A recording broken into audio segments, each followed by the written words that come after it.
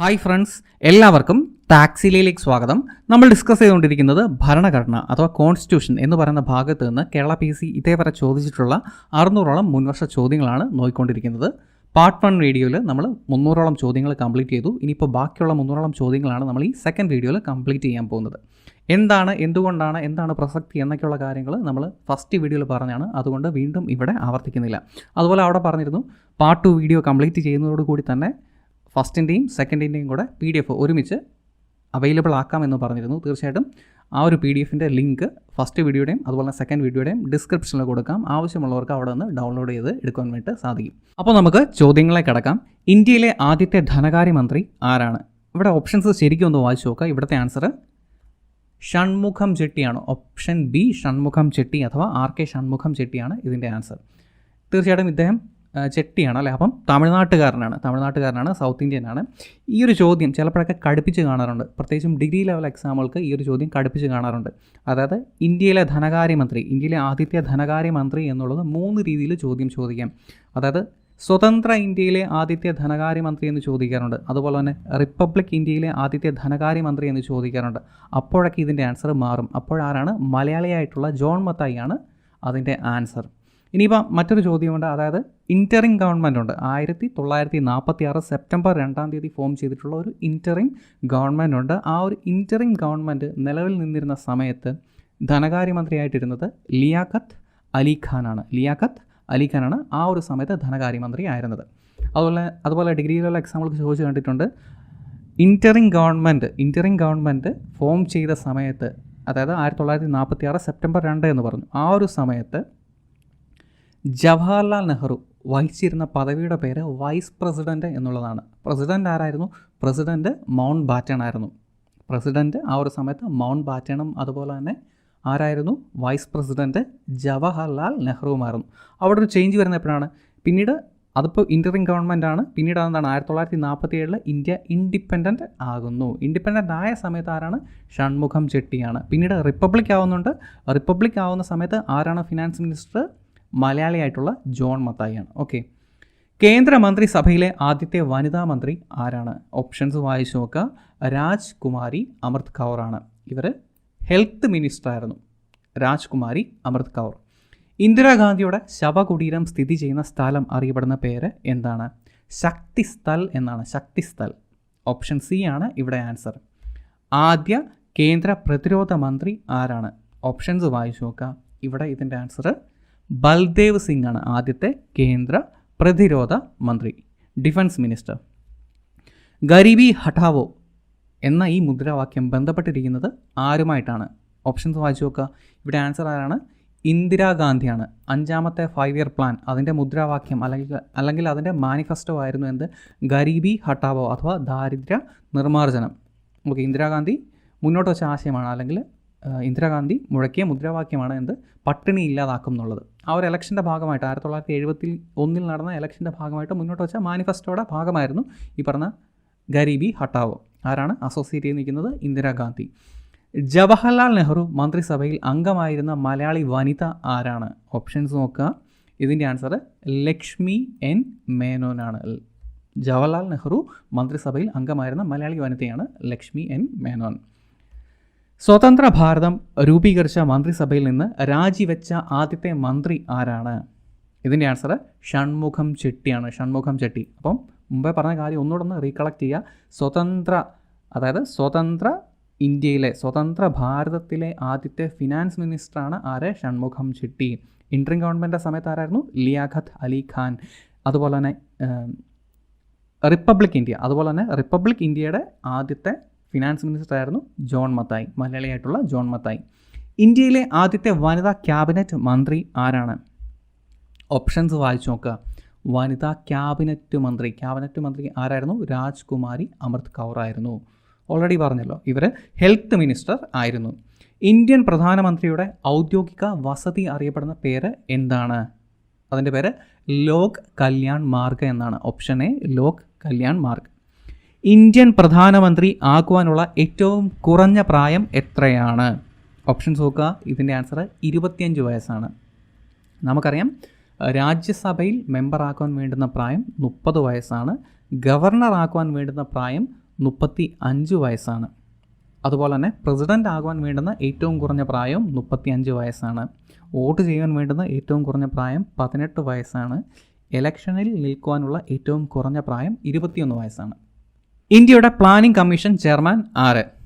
Planning കമ്മീഷൻ്റെ chairman ആരാണ്? പ്രധാനമന്ത്രിയാണ്. പ്രധാനമന്ത്രി. ഇപ്പം പ്ലാനിംഗ് കമ്മീഷനൊന്നും ഇല്ലല്ലോ. ഇപ്പോൾ അതിന് പകരം നീതി ആയോഗ് നിലവിൽ വന്നു അല്ലേ. നീതി ആയോഗിൻ്റെ അധ്യക്ഷൻ ആരാണ്? അതും പ്രധാനമന്ത്രി തന്നെയാണ്. നീതി ആയോഗ് എന്നാണ് നിലവിൽ വന്നത്? 2015 ജാനുവരി 1-ാം തീയതിയാണ് നീതി ആയോഗ് നിലവിൽ വന്നത്. 1972 സിംല കരാറിൽ ഒപ്പുവെച്ചത് ആരാണ്? സിംല കരാറിൽ ഒപ്പുവെച്ചത് ആരാണ്? ശ്രീമതി ഇന്ദിരാഗാന്ധിയാണ്. ശ്രീമതി ഇന്ദിരാഗാന്ധിയും സുൽഫിക്കർ അലി ഭൂട്ടോയും തമ്മിലാണ് എന്ത് സൈൻ ചെയ്യുന്നത്? സിംല കരാറിൽ ഒപ്പുവെക്കുന്നത്. ഇന്ത്യയിൽ ഇതുവരെ പ്രധാനമന്ത്രി സ്ഥാനം അലങ്കരിച്ചവരിൽ എത്ര പേരാണ് വധിക്കപ്പെട്ടത്? എത്ര പേരാണ്? 2 പേരാണ്. ആരൊക്കെയാണ്? ഇന്ദിരാഗാന്ധിയും രാജീവ് ഗാന്ധിയും. താഴെ കൊടുത്തിരിക്കുന്നവയിൽ നിന്നും പ്രധാനമന്ത്രിയുടെ ചുമതലയിൽ പെടാത്തത് തിരഞ്ഞെടുക്കുക. ഓപ്ഷൻസ് വായിച്ചു നോക്കുക. ഇവിടെ ഇതിൻ്റെ ആൻസർ വരിക ഓപ്ഷൻ ഡി. പാർലമെൻറ്റ് വിളിച്ചു കൂട്ടുക, പിരിച്ചുവിടുക എന്നുള്ളത് പ്രധാനമന്ത്രിയുടെ ഫംഗ്ഷനല്ല. അപ്പം ഫംഗ്ഷൻ എന്തൊക്കെയാണ്? ആസൂത്രണ കമ്മീഷൻ്റെ ചെയർമാൻ, ഇപ്പോഴത്തെ നീതി ആയോഗിൻ്റെ ചെയർമാനാണ്. അതുപോലെ തന്നെ മന്ത്രിസഭാ യോഗത്തിൻ്റെ അധ്യക്ഷത വഹിക്കുക. ക്യാബിനറ്റ് മിനിസ്റ്റേഴ്സിൻ്റെ മീറ്റിംഗ് കൂടുമ്പോൾ അതിന് അധ്യക്ഷം വഹിക്കുന്നത് ആരാണ്? പ്രധാനമന്ത്രിയാണ്. അതുപോലെ തന്നെ മന്ത്രിസഭ പുനഃസംഘടിപ്പിക്കുക. ഇവയൊക്കെ ആരുടെ ഫംഗ്ഷനാണ്? ഇവയൊക്കെ പ്രധാനമന്ത്രിയുടെ ഫംഗ്ഷനാണ്. ഏറ്റവും അവസാനം പറഞ്ഞ പാർലമെൻറ്റ് വിളിച്ചു കൂട്ടുക, പിരിച്ചുവിടുക എന്നുള്ളത് പ്രധാനമന്ത്രിയുടെ ഫംഗ്ഷനല്ല. പകരം അത് ആരുടെ ഫംഗ്ഷനാണ്? അത് പ്രസിഡൻറ്റിൻ്റെ ഫംഗ്ഷനാണ്. സമ്മൺ ചെയ്യുക, പ്രരോഗ്. സമ്മൺ എന്ന് പറഞ്ഞാൽ വിളിച്ചു കൂട്ടുക മന്ത്രിസഭ അല്ലെങ്കിൽ പാർലമെൻറ്റ് വിളിച്ചു കൂട്ടുക. അതുപോലെ തന്നെ പിരിച്ചുവിടുക, പാർലമെൻറ്റ് പിരിച്ചുവിടുക. അതുപോലെ തന്നെ പാർലമെൻറ്റ് മീറ്റിങ്ങുകൾ നീട്ടിവെക്കുക. ഈ 3 കാര്യങ്ങൾ ചെയ്യുന്നത് പ്രസിഡൻ്റാണ്, പ്രധാനമന്ത്രിയല്ല. ഹൂ സമ്മൺസ് പാർലമെൻറ്റ് എന്ന് ചോദിച്ചു കഴിഞ്ഞാൽ അത് പ്രസിഡൻ്റാണ്. ഹൂ പ്രൊറോഗ്സ് പാർലമെൻറ്റ് എന്ന് ചോദിച്ചു കഴിഞ്ഞാൽ അത് പ്രസിഡൻ്റാണ്. അതുപോലെ തന്നെ ഹൂ ഡിസോൾവ്സ്, ആരാണ് പാർലമെൻറ്റ് പിരിച്ചുവിടുന്നത് എന്ന് ചോദിച്ചു കഴിഞ്ഞാലും അതും പ്രസിഡൻ്റാണ്. ഈ 3 കാര്യങ്ങൾ ചെയ്യുന്നത് ആരൊക്കെയാണ്? സമ്മൺ ചെയ്യുക, പ്രൊറോഗ് ചെയ്യുക, അതുപോലെ തന്നെ ഡിസോൾവ് ചെയ്യുക പാർലമെൻറ്റ്. ഈ 3 കാര്യങ്ങൾ ചെയ്യുന്നത് ആരാണ്? പ്രസിഡൻ്റാണ്. പ്രധാനമന്ത്രിയെ നിയമിക്കുന്നതിനുള്ള അധികാരം ആരിൽ നിക്ഷിപ്തമാണ്? പ്രധാനമന്ത്രിയെ നിയമിക്കുന്നത് ആരാണ്? പ്രസിഡൻ്റാണ്. Option A, president. താഴെ പറയുന്നവരിൽ ഇന്ത്യയുടെ പ്രധാനമന്ത്രി ആകാത്ത അംഗം ആരാണ്? ഓപ്ഷൻസ് വായിച്ചു നോക്കുക. പ്രധാനമന്ത്രി ആകാത്ത അംഗം, ആ ഒരു ഓർഡറൊക്കെ പഠിച്ചു വെക്കണം. ഓക്കെ, ഇതിൻ്റെ ആൻസർ ആരാണ്? ജഗ്ജീവൻ റാമാണ്. ഓപ്ഷൻ എ ആണ്. ഇദ്ദേഹമാണ് പ്രധാനമന്ത്രി ആകാത്ത അംഗം. ഗുൽസാരിലാൽ നന്ദ, അതുപോലെ തന്നെ ചരൺ സിംഗ്, ചന്ദ്രശേഖർ, ഇവരെല്ലാം തന്നെ ഇന്ത്യയുടെ പ്രധാനമന്ത്രി ആയിട്ടുള്ള വ്യക്തികൾ ആണ്. മികച്ച പാർലമെൻറ്റേറിയൻ അംഗത്തിനുള്ള ഗോവിന്ദ വല്ലഭ പന്ത് അവാർഡ് കരസ്ഥമാക്കിയ ആദ്യത്തെ വ്യക്തി ആരാണ്? ഏറ്റവും ആദ്യത്തെ വ്യക്തി ആര് എന്നുള്ളതാണ് ചോദ്യം. ഓപ്ഷൻസ് വായിച്ചു നോക്കുക. ഇതിൻ്റെ ആൻസർ ആരാണ്? ഇതിൻ്റെ ആൻസർ ഓപ്ഷൻ സി, ഇന്ദ്രജിത്ത് ഗുപ്തയാണ്. ഓപ്ഷൻ സി ആണ് ഇവിടെ ആൻസർ. ഇന്ദ്രജിത്ത് ഗുപ്തയാണ് ഇവിടെ ആൻസർ. ഏറ്റവും നല്ല പാർലമെൻറ്റേറിയന് ഇന്ത്യ ഗവൺമെൻറ് നൽകുന്ന അവാർഡിൻ്റെ പേരെന്താണ്? അതിൻ്റെ പേരാണ് നമ്മളിപ്പോൾ പറഞ്ഞത് JB പന്ത് അവാർഡ്. സത്യപ്രതിജ്ഞ ചെയ്ത് 24 മണിക്കൂറുകൾക്കകം വിശ്വാസ വോട്ടിനെ നേരിട്ട പ്രധാനമന്ത്രി. വിശ്വാസ വോട്ടിനെ നേരിട്ടു അഥവാ അവിശ്വാസ പ്രമേയം നേരിടേണ്ടി വന്ന പ്രധാനമന്ത്രി ആര്? AB വാജ്പേയി ആണ്. AB വാജ്പേയി ആണ്. പക്ഷേ അത് പാസ്സായില്ല. ഓക്കെ, AB വാജ്പേയി ആണ്. ഓക്കെ, പ്രധാനമന്ത്രി. താഴെ പറയുന്നവയിൽ ഏറ്റവും ചെറിയ പ്രായത്തിൽ പ്രധാനമന്ത്രിയായ വ്യക്തി ആരാണ്? രാജീവ് ഗാന്ധിയാണ്. Option C, Rajiv Gandhi. വീർഭൂമി ആരുമായി ബന്ധപ്പെട്ടിരിക്കുന്നു? വീർഭൂമി, ഓപ്ഷൻസ് വായിച്ചു നോക്കുക. ഇവിടെ ആൻസർ വരിക ഓപ്ഷൻ ബി, രാജീവ് ഗാന്ധിയാണ്. വീർഭൂമിയുമായിട്ട് ബന്ധപ്പെട്ടിരിക്കുന്നത് രാജീവ് ഗാന്ധിയാണ്. ഇങ്ങനെയുള്ള കാര്യങ്ങൾ ചോദിക്കാറുണ്ട്. സമാധി സ്ഥലങ്ങൾ സ്ഥിരം ചോദിക്കാറുണ്ട്. ലാൽ ബഹദൂർ ശാസ്ത്രിയുടെ സമാധി സ്ഥലം അറിയപ്പെടുന്ന പേരെന്താണ്? രാജ്ഘട്ട് എന്നാണ്. മഹാത്മാഗാന്ധിയുടെ സമാധി സ്ഥലം അറിയപ്പെടുന്ന പേരെന്താണ്? അതും രാജ്ഘട്ട് തന്നെയാണ്.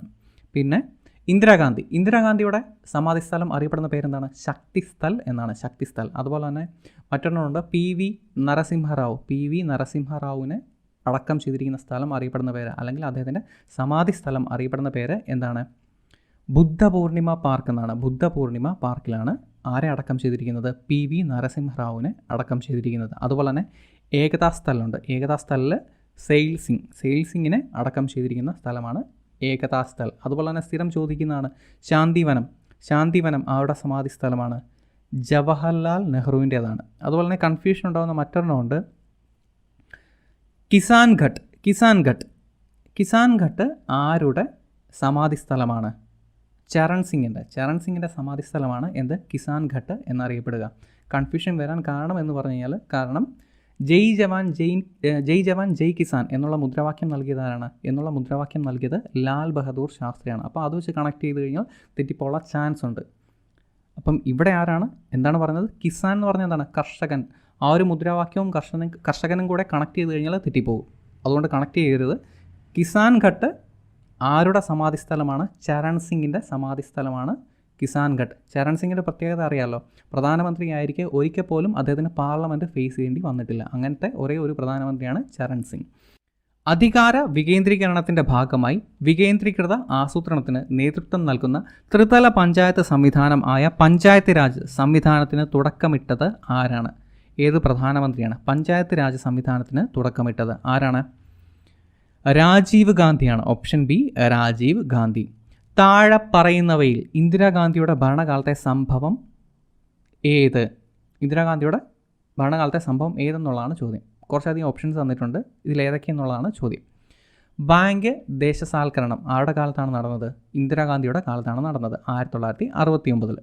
പ്രിവി പേഴ്സ് ആരുടെ ഭരണകാലത്താണ് നടന്നത്? അതും ഇന്ദിരാഗാന്ധിയുടെ സമയത്താണ്, 1971. എന്താണ് ഈ പ്രിവി പേഴ്സ്? പ്രിവി പേഴ്സ് എന്ന് പറഞ്ഞാൽ രാജകുടുംബങ്ങൾക്ക് നമ്മൾ സർക്കാരിന് നമ്മൾ ടാക്സ് കൊടുക്കുമല്ലോ, സർക്കാരിനൊരു ടാക്സ് കൊടുക്കും. ഈ സർക്കാർ ഒരു ടാക്സ് രാജകുടുംബങ്ങൾക്ക് കൊടുക്കേണ്ടതായിട്ടുണ്ടായിരുന്നു. അതിനെയാണ് പ്രിവി പേഴ്സ് എന്ന് പറയാം. നമുക്കറിയാം ബ്രിട്ടീഷ് ക്രൗണ് അല്ലെങ്കിൽ അവിടുത്തെ രാജകുടുംബങ്ങൾക്ക് ചെറിയ ടാക്സ് കൊടുക്കുന്നുണ്ട് ബ്രിട്ടീഷ് ഗവൺമെൻറ്. അതുപോലൊരു സംവിധാനം ഇന്ത്യയിലും ഉണ്ടായിരുന്നു. അത് നിർത്തലാക്കിയതാരാണ്? അത് നിർത്തലാക്കിയത് ഈ പറഞ്ഞ ഇന്ദിരാഗാന്ധിയാണ്. ഓക്കെ, എന്നാണ് നിർത്തലാക്കിയത്? 1971. അതുപോലെ തന്നെ കൂറുമാറ്റ നിരോധന നിയമം അതാരാണ് ചെയ്തത്? പ്രാബല്യത്തിൽ കൊണ്ടുവന്നത് അത് രാജീവ് ഗാന്ധിയാണ്. അതുപോലെ പൊക്രാനിലെ അണുശക്തി പരീക്ഷണം നടത്തിയത് ആരുടെ നേതൃത്വത്തിലാണ്? അത് നടന്നതും ഇന്ദിരാഗാന്ധിയുടെ സമയത്ത് തന്നെയാണ്, 1974 അത് നടക്കുന്നത്. ഓക്കെ, അപ്പോൾ ഇവിടുത്തെ ആൻസർ ആയിട്ട് ഏതൊക്കെ വരും? 1, 2, 3 ഇന്ദിരാഗാന്ധിയുടെ ഭരണകാലത്ത് നടന്നതാണ് അല്ലേ? 1, 2, 3. അതായത് ഇവിടെ ഓപ്ഷൻ എ ആണ് ആൻസർ. ആരുടെ ചരമദിനമാണ് ഭീകര പ്രവർത്തന വിരുദ്ധ ദിനമായിട്ട് ആചരിക്കുന്നത്? സ്ഥിരം ചോദിക്കാറുണ്ട്. ആരുടെ ചരമദിനമാണ്? രാജീവ് ഗാന്ധിയുടേതാണ്. ഇതിൻ്റെ ഡേറ്റ് ആണ് ചോദിക്കുക. മെയ് 21. ഭീകരവാദ പ്രവർത്തന ദിനം എന്നാണ്, മെയ് 21. കാരണം രാജീവ് ഗാന്ധി കൊല്ലപ്പെടുന്നത് ആ ഒരു സമയത്താണ്, 1991 മെയ് മാസം 21 തീയതിയാണ് രാജീവ് ഗാന്ധി കൊല്ലപ്പെടുന്നത്. അതിൻ്റെ സ്മരണയ്ക്കായിട്ടാണ് മെയ് 21 ഭീകരവാദ പ്രവർത്തന ദിനമായിട്ട് ആചരിച്ചു പോരുന്നത്. കാലുമാറ്റ നിരോധന നിയമം ആരുടെ കാലത്താണ് നിർമ്മിച്ചത്? ഈ കാലുമാറ്റ നിരോധന നിയമം തന്നെയാണ് കൂറുമാറ്റ നിരോധന നിയമം എന്ന് പറയാം. ആരുടെ കാലത്താണ്? രാജീവ് ഗാന്ധിയുടെ കാലത്താണ് അതും പ്രാബല്യത്തിൽ വരുന്നത്. കാലുമാറ്റം എന്ന് പറഞ്ഞാൽ ഏതെങ്കിലും ഒരു പാർട്ടിയുടെ ടിക്കറ്റിൽ മത്സരിച്ചിട്ട് പാർലമെൻറ്റിലോ അല്ലെങ്കിൽ നിയമസഭയിലോ എത്തുമ്പോഴത്തേക്ക് വീണ്ടും പാർട്ടി മാറുന്ന സ്വഭാവം ഉണ്ടായിരുന്നു നേതാക്കളുടെ ഇടയിൽ, ഇപ്പോഴും ഉണ്ട്. അതിനുവേണ്ട ഒരു നിയമം കൊണ്ടുവന്നത് ആരാണ്? അതിനെ നിരോധിച്ചുകൊണ്ട് ഒരു നിയമം കൊണ്ടുവന്നത് ആരാണ്? രാജീവ് ഗാന്ധിയാണ്. അതാണ് ഈ കാലുമാറ്റ നിരോധന നിയമം അഥവാ കൂറുമാറ്റ നിരോധന നിയമം എന്നൊക്കെ അറിയപ്പെടുക. പാർലമെൻറ്റിലേക്ക് തിരഞ്ഞെടുക്കപ്പെടുന്നതിന് മുമ്പ് പ്രധാനമന്ത്രിയായ വ്യക്തി ആരാണ്? PV നരസിംഹറാവു ആണ്. ഓപ്ഷൻ സി ആണ് ഇവിടെ ആൻസർ. ഇന്ത്യയിൽ 2 തവണ ആക്ടിംഗ് പ്രധാനമന്ത്രി ആയിരുന്ന വ്യക്തി ആരാണ്? 2 തവണ ആക്ടിംഗ് പ്രധാനമന്ത്രി ആയിരുന്നത് ഗുൽസാരിലാൽ നന്ദയാണ്. ഓപ്ഷൻ എ ആണ് ഇവിടെ ആൻസർ. ഇന്ത്യക്ക് വെളിയിൽ വെച്ച് അന്തരിച്ച ഒരു ഇന്ത്യൻ പ്രധാനമന്ത്രി ആരാണ്? ഓപ്ഷൻസ് വായിച്ചു നോക്കുക. ഇവിടെ ആൻസർ ആരാണ്? ലാൽ ബഹദൂർ ശാസ്ത്രിയാണ്. ലാൽ ബഹദൂർ ശാസ്ത്രി. ഇദ്ദേഹം എവിടെ വെച്ചിട്ടാണ് മരിക്കുന്നത്? ഇദ്ദേഹം മരിക്കുന്നത് താഷ്കൻഡ്, അതായത് പണ്ടത്തെ USSRലെ താഷ്കൻഡ്. അതിപ്പോൾ അറിയപ്പെടുന്ന പേരെന്താണ്? അതിപ്പോൾ അറിയപ്പെടുന്നത് ഉസ്ബെക്കിസ്ഥാൻ എന്നാണ്. ഓക്കെ, ആ ഉസ്ബെക്കിസ്ഥാൻ വെച്ചിട്ടാണ് ഈ പറഞ്ഞ ലാൽ ബഹദൂർ ശാസ്ത്രി മരിക്കുന്നത്. അതുപോലെ തന്നെ ഇദ്ദേഹത്തിൻ്റെ ആ ഒരു മരണം അറിയപ്പെടുന്നത് ഒരു കുരുവിയുടെ അന്തിമ വിജയം എന്നാണ് അറിയപ്പെടുക അല്ലേ? കാരണം എന്താണ്? കാരണം ഇത് നടക്കുന്നത്, താഷ്കൻഡ് കരാർ നടക്കുന്നത് 1966 ജാനുവരി 10 തീയതിയാണ്. 11 തീയതി ഇദ്ദേഹം മരിക്കുന്നുണ്ട്. അതുകൊണ്ടാണ് അതങ്ങനെ വിശേഷിക്കപ്പെടുന്നത്. മരണാനന്തരം ഭാരതരത്നം സമ്മാനിക്കപ്പെട്ട ആദ്യ വ്യക്തി ആരാണ്? ലാൽ ബഹദൂർ ശാസ്ത്രിയാണ്. ഓപ്ഷൻ സി ആണ് ആൻസർ. താഷ്കൻഡ് കരാറിൽ ഒപ്പുവെച്ച ഇന്ത്യൻ പ്രധാനമന്ത്രി ആരാണ്? ലാൽ ബഹദൂർ ശാസ്ത്രിയാണ്. ഇന്ത്യയിൽ നാട്ടുരാജാക്കന്മാർക്ക് നൽകിയിരുന്ന നൽകി വന്നിരുന്ന പ്രിവി പേഴ്സ് നിർത്തലാക്കിയത് ആരുടെ കാലത്താണ്? ഓൾറെഡി പറഞ്ഞല്ലോ, ഇന്ദിരാഗാന്ധിയുടെ കാലത്താണ്. വിജയ്ഘട്ട് ആരുമായി ബന്ധപ്പെട്ടിരിക്കുന്നു? ലാൽ ബഹദൂർ ശാസ്ത്രി.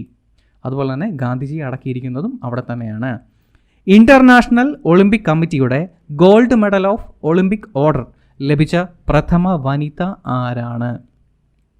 ഇന്ദിരാഗാന്ധിയാണ്. Option A Indira Gandhi. ജയ് ജവാൻ ജയ് കിസാൻ എന്ന മുദ്രാവാക്യം ആരുടേതാണ്? ലാൽ ബഹദൂർ ശാസ്ത്രിയുടേത് ആണ്. താഷ്കന്റ് കരാർ ഒപ്പുവെച്ച രാഷ്ട്രത്തലവന്മാർ ആരൊക്കെയാണ്? ഓപ്ഷൻസ് വായിച്ചു നോക്കുക. ലാൽ ബഹദൂർ ശാസ്ത്രിയും അയൂബ് ഖാനും തമ്മിലാണ് താഷ്കന്റ് കരാർ ഒപ്പുവെക്കുന്നത്. എന്നായിരുന്നു? 1966 ജാനുവരി 10. ലാൽ ബഹദൂർ ശാസ്ത്രി ഒപ്പിട്ട താഷ്കന്റ് കരാർ ഓർക്കുന്നുണ്ടല്ലോ. സോവിയറ്റ് യൂണിയനിലായിരുന്ന താഷ്കന്റ് ഇന്ന് ഏത് രാജ്യത്താണ്? ഈ ഒരു ചോദ്യം ഞാൻ ഉണ്ടാക്കിയതല്ല, PC ഇതേപടി തന്നെ ചോദിച്ചാണ്. ഓക്കെ, ഇതിൻ്റെ ആൻസർ എന്താണ്? ഉസ്ബെക്കിസ്ഥാനാണ്. ഉസ്ബെക്കിസ്ഥാൻ. ഓക്കെ, ഇവിടെ നമ്മൾ ഡിസ്കസ് ചെയ്യുന്ന എല്ലാ ചോദ്യങ്ങളും എന്താണ് എടുത്ത് പറയുന്നില്ല എന്നേ ഉള്ളൂ. എല്ലാ ചോദ്യങ്ങളും PSC ചോദിച്ചിട്ടുള്ള ചോദ്യങ്ങൾ തന്നെയാണ്, അതേപടി ചോദിച്ചിട്ടുള്ള ചോദ്യങ്ങളാണ്. സ്വതന്ത്ര ഇന്ത്യയുടെ ആദ്യത്തെ പ്രധാനമന്ത്രി ആരായിരുന്നു? ജവഹർലാൽ നെഹ്റു ആയിരുന്നു. ആധുനിക ഇന്ത്യയുടെ ശില്പി ആരാണ്? ആധുനിക ഇന്ത്യയുടെ ശില്പി എന്നറിയപ്പെടുന്നത് നെഹ്റു ആണ്. ജവഹർലാൽ നെഹ്റു. ലോകം മുഴുവൻ ഉറങ്ങിക്കിടക്കുമ്പോൾ ഒരു രാജ്യം സ്വാതന്ത്ര്യത്തിലേക്ക് ഉണർന്നെണീക്കുന്നു. ഇതാരുടെ വാക്കാണ്? ജവഹർലാൽ നെഹ്റുവിൻ്റെ വാക്കാണ്. ഈ സ്റ്റേറ്റ്മെൻറ്റ് അതേപടി പാഠപുസ്തകത്തിൽ കിടപ്പുണ്ട്. ആ ഒരു പാഠങ്ങളുടെയൊക്കെ ലിങ്ക് ഈ ഒരു വീഡിയോയുടെ കൂട്ടത്തിൽ കൊടുത്തിട്ടുണ്ട്. ആദ്യമായി ഇന്ത്യൻ ദേശീയ പതാക ഉയർത്തിയ നേതാവ് ആരാണ്? ഓപ്ഷൻസ് വായിച്ചു നോക്കുക. ഇവിടെ ആൻസർ ജവഹർലാൽ നെഹ്റു ആണ്. ഈ ഒരു ചോദ്യത്തിൻ്റെ അകത്ത് മാഡം ഭിക്കാജി കാമയുടെ പേരും കൂടി ഉണ്ടായിരുന്നു എന്നുണ്ടെങ്കിൽ ഈ ഒരു ചോദ്യം കുറച്ചും കൂടെ കടത്തേനെ. കാരണം ആളുകൾ ആ ഒരു ചോദ്യം മാർക്കാനുള്ള ചാൻസ് കൂടുതലാണ്. മാഡം ഭിക്കാജി കാമയുടെ പ്രത്യേകത എന്താണ്? മാഡം ഭിക്കാജി കാമയാണ് ആദ്യമായിട്ട് ഒരു വിദേശ രാജ്യത്ത് ഇന്ത്യയുടെ ദേശീയ പതാക ആദ്യമായിട്ട് ഉയർത്തുന്നത്. 1907 ജർമ്മനിയിലെ സ്റ്റുഗട്ട് എന്ന് പറയുന്ന സ്ഥലത്ത് വെച്ചിട്ടാണ് മാഡം ഭിക്കാജി കാമ ആദ്യമായിട്ട് വിദേശ മണ്ണിൽ ഇന്ത്യയുടെ ദേശീയ പതാക ഉയർത്തുന്നത്.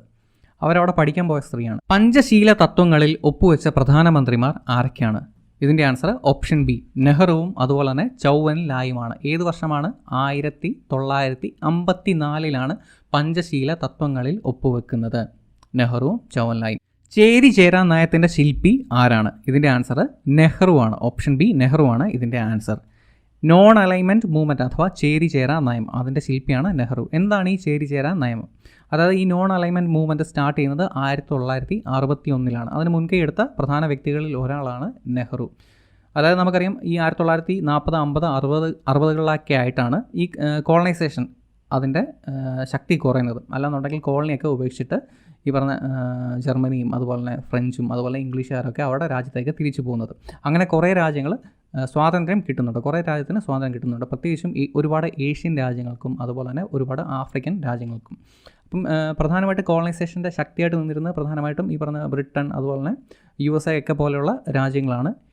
ഇവരുടെ കൂട്ടത്തിലൊന്നും ചേരാതെ തന്നെ ഇവരെ ഇൻഡിപെൻഡൻ്റ് ആയിട്ട് യുണൈറ്റ് ചെയ്ത് നിൽക്കാൻ വേണ്ടി തീരുമാനിച്ചു. ഈ ഇങ്ങനെ പുതുതായിട്ട് സ്വാതന്ത്ര്യം കിട്ടിയ രാജ്യങ്ങളെല്ലാം കൂടെ യുണൈറ്റ് ചെയ്ത് നിൽക്കാൻ വേണ്ടി തീരുമാനിച്ചു. കാരണം വീണ്ടും കോളനൈസേഷൻ സംഭവിക്കരുത്, അതുപോലെ ഇവരെ യുണൈറ്റ് ചെയ്ത് നിന്ന് കഴിഞ്ഞാൽ ശക്തിയുള്ളൂ എന്നൊക്കെ മനസ്സിലാക്കിക്കൊണ്ട് ഇവരെ യുണൈറ്റ് ചെയ്ത് നിൽക്കാൻ വേണ്ടി തീരുമാനിച്ചു.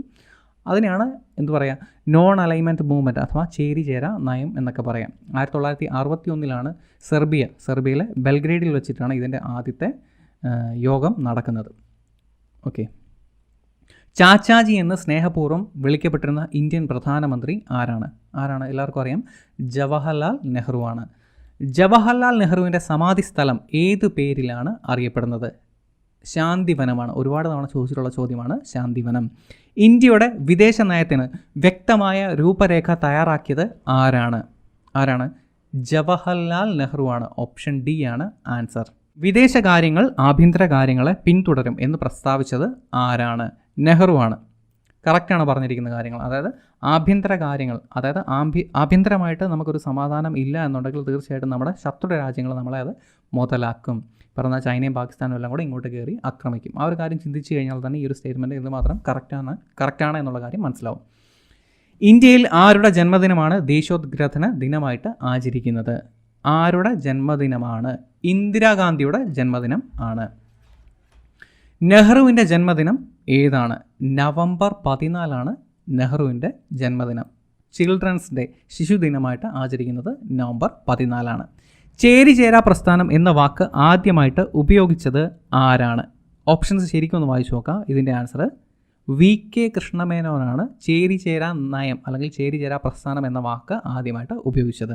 ഇന്ത്യയെ കണ്ടെത്തൽ എന്ന തൻ്റെ ഗ്രന്ഥം ജവഹർലാൽ നെഹ്റു സമർപ്പിച്ചിരിക്കുന്നത് ആർക്കാണ്? ഓപ്ഷൻസ് ശരിക്കും ഒന്ന് വായിച്ചു നോക്കാം. ഇതിൻ്റെ answer option B, Ahmednagar കോട്ടയിലെ തൻ്റെ സഹ തടവുകാർക്കാണ് അദ്ദേഹം ആ ഒരു ബുക്ക് സമർപ്പിച്ചിരിക്കുന്നത്. മറ്റൊരു ബുക്കുണ്ട് ഫേമസ് ആയിട്ടുള്ള ഒരച്ഛൻ തൻ്റെ മകൾക്ക് അയച്ച കത്തുകൾ, ആ ഒരു പേരിൽ ഒരു ബുക്കുണ്ട്. അത് ആർക്ക് വേണ്ടിയിട്ടാണ് സമർപ്പിച്ചിരിക്കുന്നത്? The letters from a father to his daughter എന്നുള്ള ബുക്ക് സമർപ്പിച്ചിരിക്കുന്നത് ഇന്ദിരാഗാന്ധിക്ക് വേണ്ടിയിട്ടാണ്. ആ ഒരു ബുക്ക് എഴുതിയിരിക്കുന്നതും ആരാണ്? ജവഹർലാൽ നെഹ്റു തന്നെയാണ്. പഞ്ചശീല തത്വങ്ങൾ നെഹ്റുവിനോട് ഒപ്പം ഒപ്പുവെച്ച ചൈനീസ് നേതാവിൻ്റെ പേര് എന്താണ്? ചൗ എൻ ലായ്. ഏത് വർഷമായിരുന്നു? 1954. ഇന്ത്യൻ വിദേശ നയത്തിൻ്റെ ശില്പി എന്ന് വിശേഷിപ്പിക്കപ്പെടുന്ന വ്യക്തി ആരാണ്? ഇന്ത്യൻ വിദേശ നയത്തിൻ്റെ ശില്പി ആരാണ്? നെഹ്റു ആണ്. അതുപോലെ തന്നെ ആധുനിക ഇന്ത്യയുടെ ശില്പി എന്നറിയപ്പെടുന്ന ആരാണ്? നെഹ്റു ആണ്. ഇന്ത്യൻ ഭരണഘടനയുടെ ശില്പി എന്നറിയപ്പെടുന്ന വ്യക്തിയാണ് BR അംബേദ്കർ ആണ്. ഇന്ത്യയുടെ ഉരുക്കു വനിത എന്ന് വിശേഷണമുള്ള വ്യക്തി ആരാണ്? ഓപ്ഷൻസ് വായിച്ചു നോക്കുക. ആരാണ്? ഇന്ദിരാഗാന്ധിയാണ്. ഇന്ത്യയുടെ ഉരുക്കു മനുഷ്യൻ ആരാണ്? സർദാർ വല്ലഭായ് പട്ടേലാണ്. നാഷണൽ ഹെറാൾഡ് എന്ന പത്രത്തിൻ്റെ സ്ഥാപകൻ ആരാണ്? നാഷണൽ ഹെറാൾഡ് എന്ന പത്രം ജവഹർലാൽ നെഹ്റുവിൻ്റെ പത്രം ആണ്. ഓപ്ഷൻ ബി ആണ് ഇവിടെ answer. Glimpses of world history, ലോക ചരിത്ര അവലോകനം എന്ന ബുക്ക് രചിച്ചത് ആരാണ്? ഓപ്ഷൻ ഡി, ജവഹർലാൽ നെഹ്റു ആണ് ആൻസർ. 1985 പ്രാദേശിക സഹകരണത്തിനുള്ള ദക്ഷിണേന്ത്യൻ സംഘടന സ്ഥാപിതമായത്. ദക്ഷിണേന്ത്യനല്ല, ദക്ഷിണേഷ്യൻ സംഘടന സ്ഥാപിതമായത്. ഇതിൻ്റെ രൂപീകരണത്തിന് മുൻകൈയെടുത്ത രാജ്യം ഏതാണ്? ഇന്ത്യയാണ്. ASEAN ഉദ്ദേശിക്കുന്നത്. ഇന്ത്യയൊക്കെ മുൻകൈ എടുത്തിട്ടാണ് ASEAN രൂപീകരിക്കുന്നത്. ഏത് വർഷമാണ്? 1967 കാലഘട്ടത്തിലാണ് ASEAN രൂപീകരിക്കുന്നത്. ഇന്ത്യയും ചൈനയും തമ്മിൽ പഞ്ചശീല തത്വത്തിൽ ഒപ്പുവെച്ച വർഷം ഏതാണ്? ഓൾറെഡി നമ്മൾ പറഞ്ഞല്ലോ, 1954. ഏറ്റവും കൂടുതൽ കാലം ഇന്ത്യയുടെ പ്രധാനമന്ത്രി ആയിരുന്നത് ആരാണ്? ജവഹർലാൽ നെഹ്റു ആണ്. ഓപ്ഷൻ സി ആണ് ആൻസർ. ഏത് കാലഘട്ടം വരെയായിരുന്നു? 1964 വരെയും ഇദ്ദേഹമായിരുന്നു ഇന്ത്യയുടെ പ്രധാനമന്ത്രി. ആദ്യമായി ദേശീയ അടിയന്തരാവസ്ഥ പ്രഖ്യാപിച്ചപ്പോൾ ഇന്ത്യൻ പ്രധാനമന്ത്രി ആരായിരുന്നു? ഓപ്ഷൻ ബി, ജവഹർലാൽ നെഹ്റു തന്നെയായിരുന്നു. ഏത് വർഷമായിരുന്നു? 1962 ഒക്ടോബർ 26 ആദ്യമായിട്ട് ദേശീയ അടിയന്തരാവസ്ഥ പ്രഖ്യാപിക്കുന്നു. അപ്പോൾ പ്രധാനമന്ത്രി ആരായിരുന്നു? ജവഹർലാൽ നെഹ്റു തന്നെ ആയിരുന്നു. ആരായിരുന്നു ആ ഒരു സമയത്ത് പ്രസിഡന്റ്? ആരായിരുന്നു? ഡോക്ടർ രാധാകൃഷ്ണനായിരുന്നു. Doctor S Radhakrishnan. പഞ്ചശീല തത്വങ്ങൾ ഒപ്പുവെച്ച ഇന്ത്യൻ പ്രധാനമന്ത്രി ആരാണ്?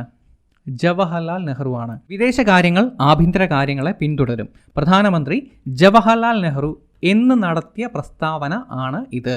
ഓപ്ഷൻസ് വായിച്ചു നോക്കുക. 1957 ലോകസഭയിൽ അദ്ദേഹം നടത്തിയ പ്രസ്താവനയാണ് ഇത്. പാർലമെന്റിനെ അഭിമുഖീകരിക്കാത്ത ഇന്ത്യൻ പ്രധാനമന്ത്രി ആരാണ്? ചരൺ സിംഗ് ആണ്.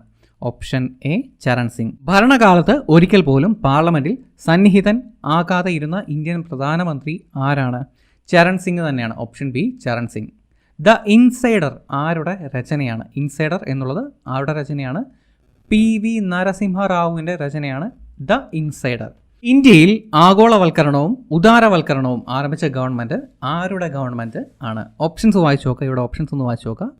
ഇവിടെ ആൻസർ നരസിംഹറാവു ഗവൺമെൻറ് തന്നെയാണ് ആഗോളവൽക്കരണവും അതുപോലെ തന്നെ ഉദാരവൽക്കരണവും തുടങ്ങുന്നത്. അതായത് LPG റിഫോംസ് എന്ന് പറയുന്ന കാര്യങ്ങൾ തുടങ്ങി വെക്കുന്നത് നരസിംഹറാവുവിൻ്റെ ഗവൺമെൻറ്റാണ്. മൻമോഹൻ സിംഗിൻ്റെ നേതൃത്വത്തിൽ അദ്ദേഹം ഫിനാൻസ് മിനിസ്റ്റർ ആയിരുന്നു. പിന്നീട് അദ്ദേഹം നമ്മുടെ പ്രധാനമന്ത്രിയായി.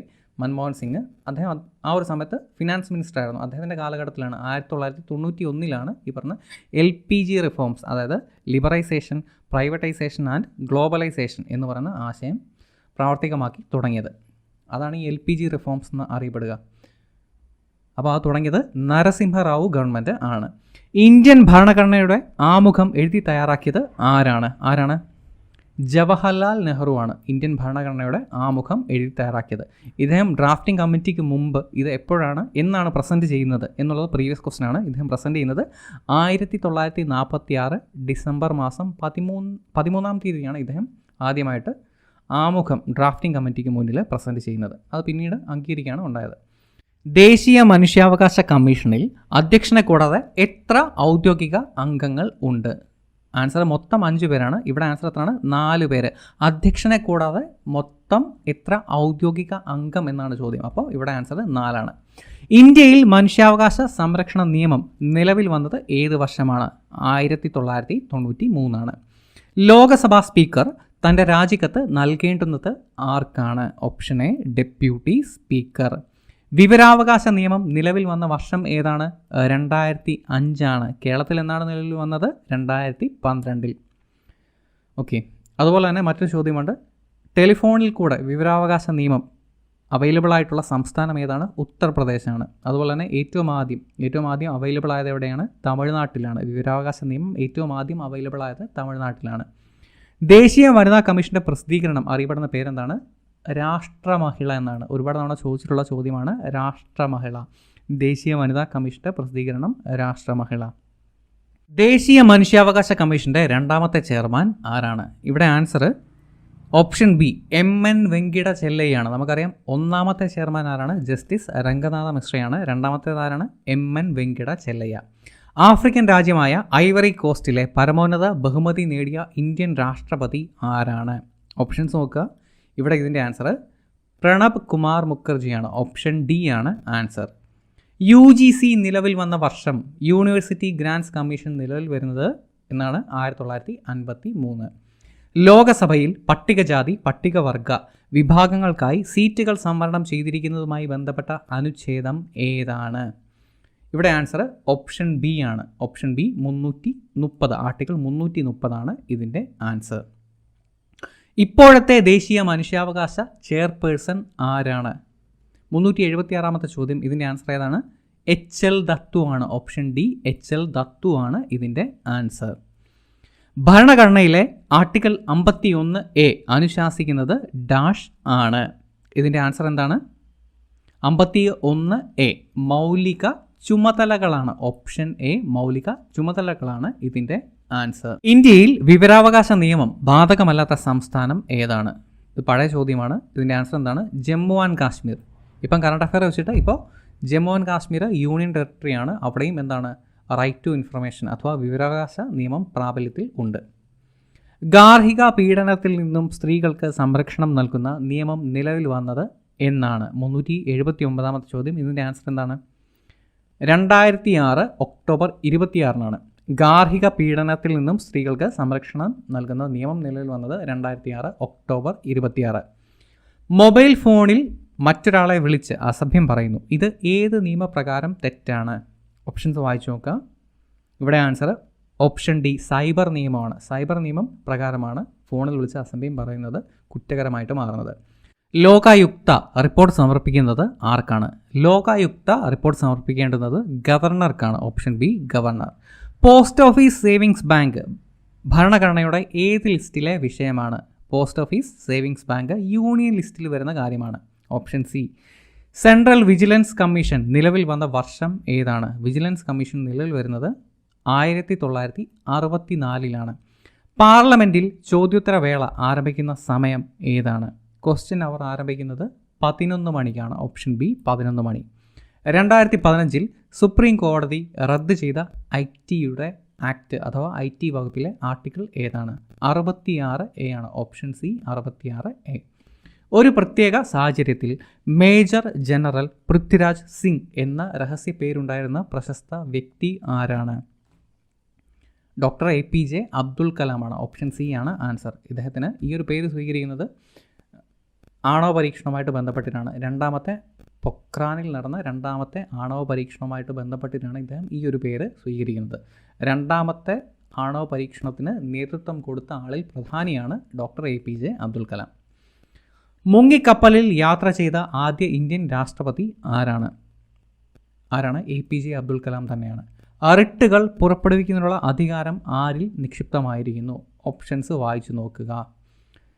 റിട്ട് പുറപ്പെടുവിക്കാനുള്ള അധികാരം ആർക്കൊക്കെയാണുള്ളത്? കോടതികൾക്കാണ്. ഏതൊക്കെ കോടതിയാണ്? ഹൈക്കോടതിക്കും സുപ്രീം കോടതിക്കും ഉണ്ട്. സുപ്രീം കോടതിയും ഹൈക്കോടതിയുമാണ് റിട്ടുകൾ പുറപ്പെടുവിക്കുന്നത്. മൗലിക കർത്തവ്യങ്ങൾ ഭരണഘടനയിൽ ഉൾപ്പെടുത്തിയത് ഏത് കമ്മിറ്റിയുടെ നിർദ്ദേശപ്രകാരമാണ്? ഓപ്ഷൻസ് വായിച്ചു നോക്കുക. ഇതിൻ്റെ ആൻസർ സ്വരൺ സിംഗ് കമ്മിറ്റിയുടെ നിർദ്ദേശപ്രകാരമാണ് മൗലിക കർത്തവ്യങ്ങൾ ഭരണഘടനയിൽ ഉൾപ്പെടുത്തിയത്. ഇപ്പോഴത്തെ ഇന്ത്യൻ നിയമ കമ്മീഷൻ ചെയർമാൻ ആരാണ്? ഒരു കറണ്ട് അഫയർ ചോദ്യം കൂടിയാണ്. ഇപ്പോഴത്തെ ഇന്ത്യൻ നിയമ കമ്മീഷൻ ആരാണ്? ജസ്റ്റിസ് BS ചൗഹാനാണ്. Justice BS Chauhan. ഇന്ത്യയിലെ ആദ്യത്തെ വനിതാ മജിസ്ട്രേറ്റ് ആരാണ്? വനിതാ മജിസ്ട്രേറ്റ് ഓമന കുഞ്ഞമ്മ. മലയാളിയാണ്, ഓമന കുഞ്ഞമ്മ. ഭരണഘടന പ്രകാരം ലോകസഭയിലെ പരമാവധി അംഗസംഖ്യ എത്രയാണ്? പരമാവധി അംഗസംഖ്യ 552 ആണ്. ഇപ്പോഴുള്ളത് 545 പരമാവധി 552 വരെയും ആകാം. ലോകസഭയിൽ അവിശ്വാസ പ്രമേയത്തിന് നോട്ടീസ് നൽകുന്നത് ആരാണ്? വിശ്വാസ പ്രമേയമല്ല, അവിശ്വാസ പ്രമേയം, നോൺ കോൺഫിഡൻസ് മോഷൻ, അതിനുവേണ്ടിയിട്ട് നോട്ടീസ് നൽകുന്നത് ആരാണ്? പ്രതിപക്ഷ നേതാവാണ് അഥവാ പ്രതിപക്ഷം. ദേശീയ പട്ടികവർഗ കമ്മീഷൻ്റെ ആദ്യത്തെ ചെയർമാൻ, ദേശീയ പട്ടികവർഗ കമ്മീഷൻ്റെ ആദ്യത്തെ ചെയർമാൻ ആരാണ്? ഓപ്ഷൻസ് നോക്കുക. കൺവർ സിംഗ് ആണ്. Option C Kanwar Singh. നമ്മുടെ ജനാധിപത്യത്തിൻ്റെ സൂര്യ തേജസ് എന്നറിയപ്പെടുന്ന നിയമം ഏതാണ്? വിവരാവകാശ നിയമമാണ്. Right to information. Option A ആണ് ഇതിൻ്റെ ആൻസർ. ഇന്ത്യൻ സംസ്ഥാനങ്ങളിൽ ഗവർണറായി നിയമിക്കപ്പെടുന്നതിനുള്ള ഏറ്റവും കുറഞ്ഞ പ്രായപരിധി എത്രയാണ്? ഗവർണറാകുവാൻ മിനിമം 35 വയസ്സ് വേണം. ഇന്ത്യയിൽ സ്ത്രീകൾക്ക് വോട്ടവകാശം കിട്ടിയ വർഷം ഏതാണ്? 1947. ഇന്ത്യക്ക് സ്വാതന്ത്ര്യം ലഭിച്ചത് മുതലാണ് സ്ത്രീകൾക്ക് വോട്ടവകാശം കിട്ടിയത്. യൂണിയൻ ലിസ്റ്റിൻ്റെ അധികാര പരിധിയിൽ പെടുന്നത് താഴെ പറയുന്നവയിൽ ഏതാണ്? യൂണിയൻ ലിസ്റ്റിൽ പെടുന്നത് ഏതാണ്? ഓപ്ഷൻസ് നോക്കുക. ഇതിൻ്റെ ആൻസർ വാർത്താവിനിമയമാണ് യൂണിയൻ ലിസ്റ്റിൽ വരുന്നത്. കമ്മ്യൂണിക്കേഷൻ. എത്രാമത്തെ ഭേദഗതിയിലൂടെയാണ് മൗലിക കടമകൾ ഇന്ത്യൻ ഭരണഘടനയിൽ കൂട്ടിച്ചേർക്കപ്പെട്ടത്? 42 42ാമത്തെ ഭരണഘടനാ ഭേദഗതി. 1976 42ാമത്തെ ഭരണഘടനാ ഭേദഗതിയിൽ കൂടിയാണ് മൗലിക കടമകൾ കൂട്ടിച്ചേർക്കുന്നത്. അഴിമതി തടയുന്നതിന് സെൻട്രൽ വിജിലൻസ് കമ്മീഷൻ എന്ന സ്ഥാപനം രൂപം കൊണ്ട വർഷം ഏതാണ്? 1964. ഇന്ത്യൻ ഭരണഘടനയ്ക്ക് ഔദ്യോഗിക അംഗീകാരം ലഭിച്ച നവംബർ 26 ഏത് ദിനമായി ആചരിക്കുന്നു? ഏത് ദിനമാണ്? ഓപ്ഷൻസ് നോക്കുക. ഭരണഘടനാ ദിനം അഥവാ നിയമദിനമാണ് എന്ത്? നവംബർ 26. 2005 ഇന്ത്യയിൽ നിലവിൽ വന്ന ഒരു സുപ്രധാന നിയമം, അതിൻ്റെ പേരെന്താണ്? വിവരാവകാശ നിയമം അഥവാ റൈറ്റ് ടു ഇൻഫർമേഷൻ. ഇന്ത്യൻ ഭരണഘടനയിൽ ഏകീകൃത സിവിൽ കോഡ് പരാമർശിച്ചിരിക്കുന്ന വകുപ്പ് ഏതാണ്? ആർട്ടിക്കിൾ 44 യൂണിഫോം സിവിൽ കോഡ് അഥവാ ഏകീകൃത സിവിൽ കോഡ്. അത് നിലവിലുള്ള ഏക സംസ്ഥാനം ഏതാണ്? ഗോവയാണ്. ഗോവയിൽ മാത്രമാണ് യൂണിഫോം സിവിൽ കോഡ് നിലവിലുള്ളത്. താഴെ പറയുന്നവയിൽ മൗലിക അവകാശങ്ങളിൽ പെടാത്തത് ഏതാണ്? ഓപ്ഷൻസ് ശരിക്ക് വായിച്ചു നോക്കുക. ഇതിൻ്റെ ആൻസർ സ്വത്ത് സമ്പാദിക്കാനുള്ള അവകാശമാണ് മൗലിക അവകാശത്തിൽ പെടാത്തത്. അത് പിന്നെ എന്ത് റൈറ്റാണ്? അത് ലീഗൽ റൈറ്റാണ്. ഇപ്പോൾ താഴെ പറയുന്നവയിൽ ദേശീയ മനുഷ്യാവകാശ കമ്മീഷൻ എക്സ് ഒഫീഷ്യോ മെമ്പർ അല്ലാത്തത് ആര്? ഓപ്ഷൻസ് വായിച്ചു നോക്കുക. ആരാണ്? എന്താണ് ഇതിൻ്റെ ആൻസർ? കേന്ദ്ര നിയമകാര്യ വകുപ്പ് മന്ത്രിയാണ് എക്സ് ഒഫീഷ്യോ മെമ്പർ അല്ലാത്തത്. ബാക്കി എല്ലാവരും എക്സ് ഒഫീഷ്യോ മെമ്പേഴ്സാണ്. ദേശീയ വനിതാ ചെയർപേഴ്സൺ ആണെങ്കിലും പട്ടികവർഗ കമ്മീഷൻ ചെയർപേഴ്സൺ ആണെങ്കിലും പട്ടികജാതി കമ്മീഷൻ ആണെന്നുണ്ടെങ്കിലും ചെയർപേഴ്സൺ ആണെന്നുണ്ടെങ്കിലും എന്താണ്? എക്സ് ഒഫീഷ്യോ മെമ്പറാണ്. മൊത്തം 5 പേരാണ് ഉള്ളത്. അതിൽ നിയമകാര്യ വകുപ്പ് മന്ത്രി ഇല്ല. മൗലിക അവകാശങ്ങളെക്കുറിച്ച് പ്രതിപാദിക്കുന്ന ഇന്ത്യൻ ഭരണഘടനയുടെ ഭാഗം ഏതാണ്? ഭാഗം 3 ആണ്. ഭാഗം 3 അഥവാ പാർട്ട് 3. ഇന്ത്യൻ ആസൂത്രണവുമായി ബന്ധപ്പെട്ട് ജനകീയ പദ്ധതിക്ക് രൂപം നൽകിയത് ആരാണ്? പീപ്പിൾസ് പ്ലാനിന് രൂപം കൊടുത്തത് ആരാണ്? MN റോയ് ആണ്. Option A MN Roy. Indian ഭരണഘടന പൗരന്മാർക്ക് നൽകുന്ന മൗലിക അവകാശങ്ങളുടെ എണ്ണം, ഫണ്ടമെൻ്റൽ റൈറ്റ്സിൻ്റെ എണ്ണം എത്രയാണ്? അതിൻ്റെ ആൻസർ 6 ആണ്. Option B 6. ന്യൂനപക്ഷ അവകാശങ്ങളെക്കുറിച്ച് പ്രതിപാദിക്കുന്ന മൗലിക അവകാശം താഴെ പറയുന്നവയിൽ ഏതാണ്? ഓപ്ഷൻസ് വായിച്ചു നോക്കുക. ഓൾറെഡി നമ്മളൊന്ന് പറഞ്ഞാണ്. സാംസ്കാരികവും വിദ്യാഭ്യാസപരവുമായിട്ടുള്ള അവകാശം, അത് ന്യൂനപക്ഷങ്ങൾക്ക് പ്രത്യേകം റൈറ്റ് കൊടുത്തിരിക്കുന്നതാണ്. സാംസ്കാരികവും വിദ്യാഭ്യാസപരവുമായിട്ടുള്ള അവകാശം. ദേശീയ പട്ടികവർഗ കമ്മീഷനിൽ ചെയർമാനും വൈസ് ചെയർമാനും ഉൾപ്പെടെ ആകെ മെമ്പർമാരുടെ എണ്ണം എത്രയാണ്? ഓപ്ഷൻസ് വായിച്ചു നോക്കുക. ഇതിൻ്റെ ആൻസർ മൊത്തം അംഗങ്ങളുടെ എണ്ണം 5 ആണ്. ദേശീയ പട്ടികവർഗ കമ്മീഷൻ ചെയർമാനും വൈസ് ചെയർമാനും ഉൾപ്പെടെ ആകെ മെമ്പർമാരുടെ എണ്ണം 5 പേരാണ്. മൗലിക ചുമതലകൾ ഭരണഘടനയിൽ ഉൾപ്പെടുത്തിയ ഭരണഘടനാ ഭേദഗതി ഏതാണ്? 42ാമത്തെ ഭേദഗതിയാണ്. 1976 42ാം ഭേദഗതിയിലാണ് മൗലിക ചുമതല ഫണ്ടമെൻ്റൽ ഡ്യൂട്ടീസ് ഉൾപ്പെടുത്തുന്നത്. മൗലിക അവകാശങ്ങളെ പ്രതിപാദിക്കുന്ന ഭരണഘടനയിലെ ഭാഗം, മൗലിക അവകാശം ഫണ്ടമെൻ്റൽ റൈറ്റ്സ് ഭാഗം 3 പാർട്ട് 3. ദേശീയ മനുഷ്യാവകാശ കമ്മീഷനെ നിയമിക്കുന്നത് ആരാണ്?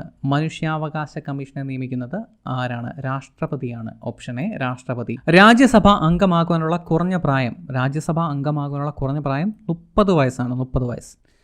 വിവരാവകാശ നിയമപ്രകാരം വിവരം ലഭിക്കുന്നതിന് അപേക്ഷകൻ അപേക്ഷാ ഫീസായിട്ട് നൽകേണ്ടുന്നത് എത്ര തുകയാണ്? 10 രൂപയാണ് കൊടുക്കേണ്ടുന്നത്. ഇൻഫർമേഷൻ കിട്ടുവാൻ വേണ്ടി, റിട്ടൺ ഇൻഫർമേഷൻ കിട്ടാൻ വേണ്ടി 10 രൂപ നൽകിയാൽ മതിയാവും. ഫ്ലോപ്പിയിൽ ഇൻഫർമേഷൻ കിട്ടാൻ വേണ്ടി 50 രൂപ, അതുപോലെ തന്നെ CD-യിൽ ഇൻഫർമേഷൻ കിട്ടാൻ വേണ്ടി 100 രൂപ. ഓർഡിനൻസ് പുറപ്പെടുവിക്കുവാൻ അധികാരം ഉള്ളത് ആർക്കാണ്? ഓർഡിനൻസ് പുറപ്പെടുവിക്കുന്നത് തന്നിരിക്കുന്ന ഓപ്ഷൻസിൻ്റെ അകത്ത് ആൻസർ ഏതാണ്? ഗവർണറാണ്. ഗവർണർക്കും പ്രസിഡന്റിനുമാണ് ഓർഡിനൻസ് പുറപ്പെടുവിക്കാൻ അധികാരം ഉള്ളത്. പാർലമെൻറ്റ് വിളിച്ചു ചേർക്കുന്നത് ആരാണ്? നമ്മൾ ഓൾറെഡി ഒന്ന് കണ്ടതാണ്. ഹൂ സമ്മൺസ് വിളിച്ചു ചേർക്കുക. Who someone's parliament. ആരാണ് പാർലമെൻറ്റ് വിളിച്ചു ചേർക്കുന്നത്? ഇവിടെ ആൻസർ രാഷ്ട്രപതിയാണ്. ഭരണഘടനയുടെ എത്രാമത്തെ ഷെഡ്യൂളിലാണ് ഭാഷകൾ ഉൾപ്പെടുത്തിയിരിക്കുന്നത്? എത്രാമത്തെ ഷെഡ്യൂളിലാണ് ഭാഷ ഉൾപ്പെടുത്തിയിരിക്കുന്നത്? 8ാമത്തെ ഷെഡ്യൂളിലാണ് ഭാഷകൾ ഉൾപ്പെടുത്തിയിരിക്കുന്നത്. ധനകാര്യ കമ്മീഷനെ നിയമിക്കുന്നത് ആരാണ്? ധനകാര്യ കമ്മീഷനെ നിയമിക്കുന്നത് രാഷ്ട്രപതി തന്നെയാണ്. ധനകാര്യ കമ്മീഷനെ നിയമിക്കുന്നത് രാഷ്ട്രപതി. ഇന്ത്യയിൽ ലോകസഭ അംഗമായി തിരഞ്ഞെടുക്കുവാനുള്ള ഏറ്റവും കുറഞ്ഞ പ്രായം എത്രയാണ്? ഓപ്ഷൻ ബി 25 വയസ്സാണ്. ഒരു ബില്ല് ധനബില്ലാണോ അല്ലയോ എന്ന് തീരുമാനിക്കുന്നത് ആരാണ്? ഒരു ബില്ല് മണി ബില്ലാണോ അല്ലയോ എന്ന് തീരുമാനിക്കുന്നത് ആരാണ്? ലോകസഭാ സ്പീക്കറാണ്. ഈ മണി ബില്ല് ഏറ്റവും ആദ്യം അവതരിപ്പിക്കേണ്ടുന്നതും എവിടെ തന്നെയാണ്? ലോകസഭയിലാണ് ഏറ്റവും ആദ്യം അവതരിപ്പിക്കേണ്ടുന്നത്. ബാക്കി ഏത് ബില്ലും നമുക്ക് ഒന്നുകിൽ രാജ്യസഭയിൽ അവതരിപ്പിക്കാം, അതുമല്ലാന്നുണ്ടെങ്കിൽ ലോകസഭയിൽ അവതരിപ്പിക്കാം. പക്ഷേ ധനബില്ല് മാത്രം അഥവാ മണി ബില്ല് മാത്രം ഏറ്റവും ആദ്യം അവതരിപ്പിക്കേണ്ടുന്നത് ലോകസഭയിലാണ്. രാഷ്ട്രപതിയുടെ തെരഞ്ഞെടുപ്പ്, രാജ്യസഭയിലേക്ക് അംഗങ്ങളെ നാമനിർദ്ദേശം ചെയ്യുവാനുള്ള പ്രസിഡന്റിൻ്റെ അധികാരം എന്നിവയ്ക്ക് നാം കടപ്പെട്ടിരിക്കുന്ന ഭരണഘടന ഏതാണ്? ഓപ്ഷൻസ് നോക്കുക. ഇവിടെ ആൻസർ അയർലൻഡാണ്. ഓപ്ഷൻ എ അയർലൻഡിൽ നിന്നാണ് ഈ ഒരു ആശയം സ്വീകരിച്ചിരിക്കുന്നത്. പോക്സോ നിയമം നിലവിൽ വന്ന വർഷം ഏതാണ്? നിലവിൽ വരുന്നത് 2012 ഭരണഘടനയുടെ ശില്പി എന്നറിയപ്പെടുന്നത് ആരാണ്? ഡോക്ടർ BR അംബേദ്കർ ആണ്. ദേശീയ ന്യൂനപക്ഷ കമ്മീഷനിൽ അംഗമായി തിരഞ്ഞെടുക്കപ്പെട്ട മലയാളി ആരാണ്? തന്നിരിക്കുന്നതിൽ ഓപ്ഷൻസ് നോക്കുക. ഇതിൻ്റെ ആൻസർ ജോർജ് കുര്യനാണ്. ദേശീയ ന്യൂനപക്ഷ കമ്മീഷനിൽ അംഗമായ മലയാളി. സ്വാതന്ത്ര്യത്തിന് ശേഷം രൂപീകരിച്ച സംസ്ഥാന പുനഃസംഘടനാ കമ്മീഷന്റെ അധ്യക്ഷൻ ആരായിരുന്നു? ഫസൽ അലി ആയിരുന്നു. Option B Fazal Ali. സംസ്ഥാന പുനഃസംഘടനാ കമ്മീഷന്റെ അധ്യക്ഷൻ ആരായിരുന്നു? ഫസൽ അലി തന്നെയായിരുന്നു. ഇന്ത്യയെ കണ്ടെത്തൽ എന്ന ഗ്രന്ഥത്തിന്റെ കർത്താവ് ആരാണ്? ജവഹർലാൽ നെഹ്റു ആണ്. സ്വാതന്ത്ര്യാനന്തര ഇന്ത്യയിൽ നാട്ടുരാജ്യങ്ങളുടെ സംയോജനത്തിനായി സ്റ്റേറ്റ് ഡിപ്പാർട്ട്മെൻറ്റിൻ്റെ സെക്രട്ടറി ആയിട്ട് പ്രവർത്തിച്ച മലയാളി ആരാണ്? VP മേനോനാണ്. ഓപ്ഷൻ എ VP മേനോനാണ് ഇതിൻ്റെ ആൻസർ. 1948 ഫെബ്രുവരിയിൽ നടന്ന ജനഹിത പരിശോധനയിലൂടെ ഇന്ത്യൻ യൂണിയനിൽ ലയിപ്പിച്ച നാട്ടുരാജ്യം ഏതാണ്? ഓപ്ഷൻസ് വായിച്ചു നോക്കുക. ഇതിൻ്റെ ആൻസർ ഓപ്ഷൻ എ ജുനഗഡ് ആണ് ഇതിൻ്റെ ആൻസർ. നമുക്കറിയാം ഇന്ത്യക്ക് 1947 ഓഗസ്റ്റ് 15 ഇന്ത്യ സ്വതന്ത്രം ആവുന്നുണ്ട്. എന്നിരുന്നാൽ പോലും അതിനു മുമ്പ് നമുക്കറിയാം ഈ പറഞ്ഞ ഇന്ത്യ എന്ന് പറഞ്ഞാൽ കുറേയധികം നാട്ടുരാജ്യങ്ങളിങ്ങനെ ചിന്നിച്ചേറി കിടക്കുകയാണ്. ഈ സ്വാതന്ത്ര്യം കിട്ടുന്നതോട് കൂടിയിട്ടാണ് ഇന്ത്യക്ക് ഒരു രൂപം കൈവരുന്നത്. എന്നിരുന്നാൽ പോലും 3 നാട്ടുരാജ്യങ്ങൾ ഇന്ത്യയുടെ കൂട്ടത്തിൽ ചേരുവാൻ വേണ്ടി വിസമ്മതിച്ചിരുന്നു. അതിൽ പ്രധാനമാണ് ഈ പറഞ്ഞ ജുനഗഡ്. അതുപോലെ തന്നെ ജമ്മു ആൻഡ് കാശ്മീരും ഹൈദരാബാദും ഇന്ത്യയുടെ കൂട്ടത്തിൽ ചേരുവാൻ വേണ്ടി വിസമ്മതിച്ചിരുന്നു. അപ്പോൾ ഈ 3 നാട്ടുരാജ്യങ്ങളെ പിന്നീട് നമ്മൾ 3 ഓപ്പറേഷൻസ് അഥവാ 3 ടൂൾസ് 3 നിയമങ്ങളൊക്കെ വെച്ചിട്ടാണ് നമ്മൾ ഇന്ത്യയുടെ കൂട്ടത്തിൽ ചേർക്കുന്നത്. അപ്പം ജുനഗഡ് ചേർത്ത ആ ഒരു ടൂൾ, ആ ഒരു നിയമത്തിൻ്റെ പേരാണ് ജനഹിത പരിശോധന അഥവാ റെഫറൻഡം എന്നറിയപ്പെടും. ഈ റെഫറൻഡം കോൺഫിഡൻ്റായിട്ട് ഇന്ത്യയുടെ നേതൃത്വത്തിൽ ഉണ്ടായിരുന്നവർ നടത്താൻ വേണ്ടി കാരണമുണ്ട്. ഈ റെഫറൻഡം നടത്തുന്നതിന് മുമ്പ് ഇന്ത്യയിലെ നേതാക്കന്മാർ ഒരു സീക്രട്ട് സർവേ ഒക്കെ നടത്തിയിരുന്നു. അപ്പോൾ മനസ്സിലായി ജുനഗഡുകാർക്ക് ഇന്ത്യയുടെ കൂട്ടത്തിൽ ചേരുവാൻ വേണ്ടിയിട്ടാണ് താല്പര്യമെന്ന് മനസ്സിലായി. അങ്ങനെയാണ് ഇന്ത്യ ധൈര്യപ്പെട്ട് റെഫറൻഡം അഥവാ ജനഹിത പരിശോധന നടത്തുകയും അങ്ങനെ ഇന്ത്യൻ യൂണിയനിൽ ജുനഗഡ് കൂട്ടിച്ചേർക്കുകയും ചെയ്യുന്നത്. പിന്നീടുള്ളത് ഈ പറഞ്ഞ ജമ്മു ആൻഡ് കാശ്മീർ ആ ഒരു സമയത്ത് ഭരിച്ചുകൊണ്ടിരുന്നത് സിഖുകാരനായിട്ടുള്ള രഞ്ജിത്ത് സിംഗ് എന്ന് പറയുന്ന ആളാണ് ഭരിച്ചുകൊണ്ടിരുന്നത്. അദ്ദേഹം എടുത്ത തീരുമാനം, ഇന്ത്യ സ്വതന്ത്രമായപ്പോൾ അദ്ദേഹം എടുത്ത തീരുമാനം ഇന്ത്യയുടെ കൂട്ടത്തിലും ചേരുന്നില്ല, പാകിസ്ഥാൻ്റെ കൂട്ടത്തിലും ചേരുന്നില്ല, ഒരു സ്വതന്ത്ര രാജ്യമായിട്ട് അങ്ങനെ നിലനിൽക്കുക എന്നുള്ളതായിരുന്നു അദ്ദേഹം എടുത്ത തീരുമാനം. പക്ഷേ പാകിസ്ഥാനിലെ പഠാൻസ് ഉണ്ട്. പാകിസ്ഥാനിലെ പഠാൻസ് ഇങ്ങോട്ട് കയറി ആക്രമിക്കുകയും ജമ്മു ആൻഡ് കാശ്മീരിൽ കയറി ആക്രമിക്കുകയും പാകിസ്ഥാൻ്റെ കൂട്ടത്തിലാക്കുവാനായിട്ട് ശ്രമിക്കുകയും ചെയ്തു. അവിടുത്തെ ഈ സീക്രട്ട് സർവേ ഒക്കെ നടത്തിയപ്പോൾ മനസ്സിലായത് അവർക്ക് പാകിസ്ഥാൻ്റെ കൂട്ടത്തിൽ ചേരണം എന്നായിരുന്നു താല്പര്യം. അവിടുത്തെ ജനങ്ങൾക്ക് പാകിസ്ഥാൻ്റെ കൂട്ടത്തിൽ ചേരണം എന്നായിരുന്നു താല്പര്യം എന്നൊക്കെയുള്ള കാര്യമാണ് മനസ്സിലായത്. അപ്പം ഇവിടെ നിന്ന് അങ്ങോട്ട് കമ്മ്യൂണിക്കേഷൻസ് ഉണ്ടായിരുന്നു. ജനങ്ങൾ പഠാൻസിന് കമ്മ്യൂണിക്കേറ്റ് ചെയ്തു, കമ്മ്യൂണിക്കേഷൻ ഉണ്ടായിരുന്നു എന്നും അതുപോലെ തന്നെ അങ്ങനെയാണ് അവർ കയറി ആക്രമിക്കുന്നത്, അല്ലെങ്കിൽ ജമ്മു ആൻഡ് കാശ്മീർ കയറി ആക്രമിക്കുന്നത് എന്നൊക്കെ പറയുന്നുണ്ട്. പക്ഷേ ഈ പറഞ്ഞ അവിടുത്തെ രാജാവിന് അഥവാ ഈ പറഞ്ഞ രഞ്ജിത് സിംഗിന് ഈ പറഞ്ഞ പാകിസ്ഥാൻ്റെ കൂടുതൽ ചേരുവാനായിട്ട് തീരെ താല്പര്യമുണ്ടായിരുന്നില്ല.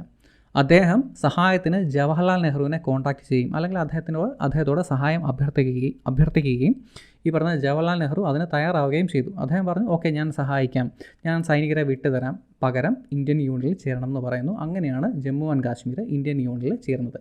പിന്നീടുള്ളത് ആ ഒരു ടൂളിന് പറഞ്ഞ പേരാണ് അസഷൻ എന്ന് പറയുന്ന ടൂള്, അല്ലെങ്കിൽ നമ്മൾ കൂട്ടിച്ചേർത്തു. ആ ഒരു ടൂൾ അഥവാ ആ ഒരു നിയമം അറിയപ്പെടുന്ന പേരാണ് അസഷൻ. ചോദിച്ചിട്ടുണ്ട്, പ്രീവിയസ് ക്വസ്റ്റൻ ആണ്. അസഷൻ എന്ന് പറയുന്ന ടൂൾ വെച്ചിട്ടാണ് ജമ്മു ആൻഡ് കാശ്മീർ ഇന്ത്യൻ യൂണിയനിൽ കൂട്ടിച്ചേർക്കുന്നത്.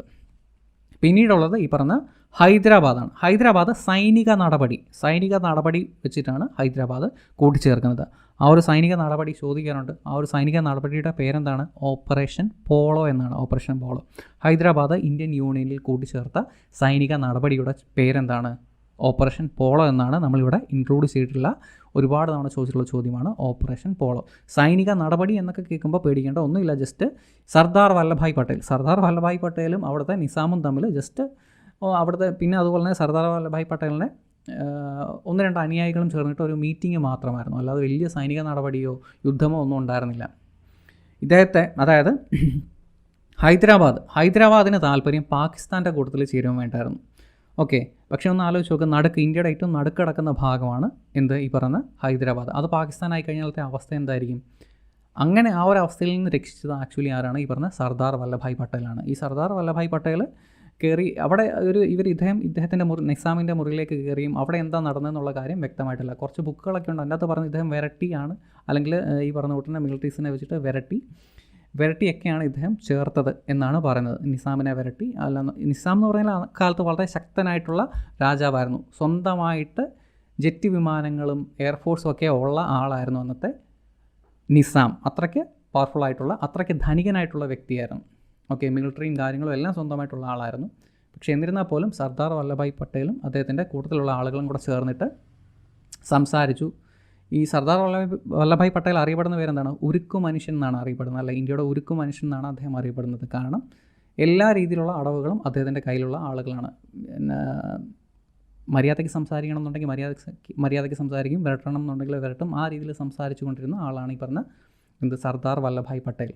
അപ്പം നമുക്കറിയാം സ്റ്റാച്യു ഓഫ് യൂണിറ്റി ഇദ്ദേഹത്തിൻ്റെ പേരിലാണ് ഉണ്ടാക്കി വെച്ചിരിക്കുന്നത്. കാരണം ഇന്ത്യ ഇങ്ങനെ യുണൈറ്റ് ചെയ്ത് നിൽക്കാൻ വേണ്ടിയിട്ട് പ്രധാന റീസൺ ഈ പറഞ്ഞ സർദാർ വല്ലഭായ് പട്ടേൽ തന്നെയാണ്. ഇന്ത്യക്ക് നടുക്ക് പാകിസ്ഥാൻ വന്നു കഴിഞ്ഞാലത്തെ അവസ്ഥ എന്തായിരിക്കും?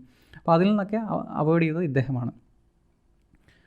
ഓക്കെ, അപ്പം അതാണ് സംഭവം. ആ ഒരു ഓപ്പറേഷൻ്റെ പേരാണ് ഓപ്പറേഷൻ പോളോ. ആ ഒരു ടൂളിൻ്റെ പേരാണ് ഓപ്പറേഷൻ പോളോ. അതെന്തായിരുന്നു? ഒരു സൈനിക നീക്കമായിരുന്നു. സൈനിക നീക്കം എന്ന് പറഞ്ഞാൽ പോലും എന്താണ്? ജസ്റ്റ് ചർച്ച മാത്രമേ ഉണ്ടായിരുന്നുള്ളൂ. നിസാമുമായിട്ട് ജസ്റ്റ് ചർച്ച. അദ്ദേഹം റൂമിൽ കയറി, ഇദ്ദേഹം അമ്പിനും വില്ലിനും അടുക്കാത്ത ആളായിരുന്നു ഈ പറഞ്ഞ നിസാം. ഇദ്ദേഹം ചെന്ന് എന്തൊക്കെയോ സംസാരിച്ചു. ഇറങ്ങി വന്നപ്പോഴത്തേക്ക് ഇന്ത്യൻ യൂണിയനിൽ ചേരാമെന്നുള്ള കാര്യം നിസാം സമ്മതിച്ചു. അങ്ങനെ ഇന്ത്യൻ യൂണിയനിൽ ചേർന്നു.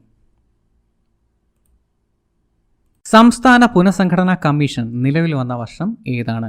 1953 ഫസൽ അലി കമ്മീഷൻ. താഷ്കന്റ് കരാറിൽ ഒപ്പുവെച്ച ഇന്ത്യൻ പ്രധാനമന്ത്രി ആരാണ്? താഷ്കന്റ് കരാർ ഒപ്പുവെക്കുന്നത് ആരാണ്? ലാൽ ബഹദൂർ ശാസ്ത്രിയാണ്. വിവരാവകാശ നിയമം പാസാക്കിയ വർഷം ഏതാണ്? 2005. ഇന്ത്യയിലെ ആദ്യത്തെ സമ്പൂർണ്ണ വനിതാ കോടതി സ്ഥാപിതമായ സംസ്ഥാനം ഏതാണ്? സമ്പൂർണ്ണ വനിതാ കോടതി എവിടെയാണ് സ്ഥാപിതമായത്? പശ്ചിമ ബംഗാളിലാണ്, വെസ്റ്റ് ബംഗാളിലാണ്.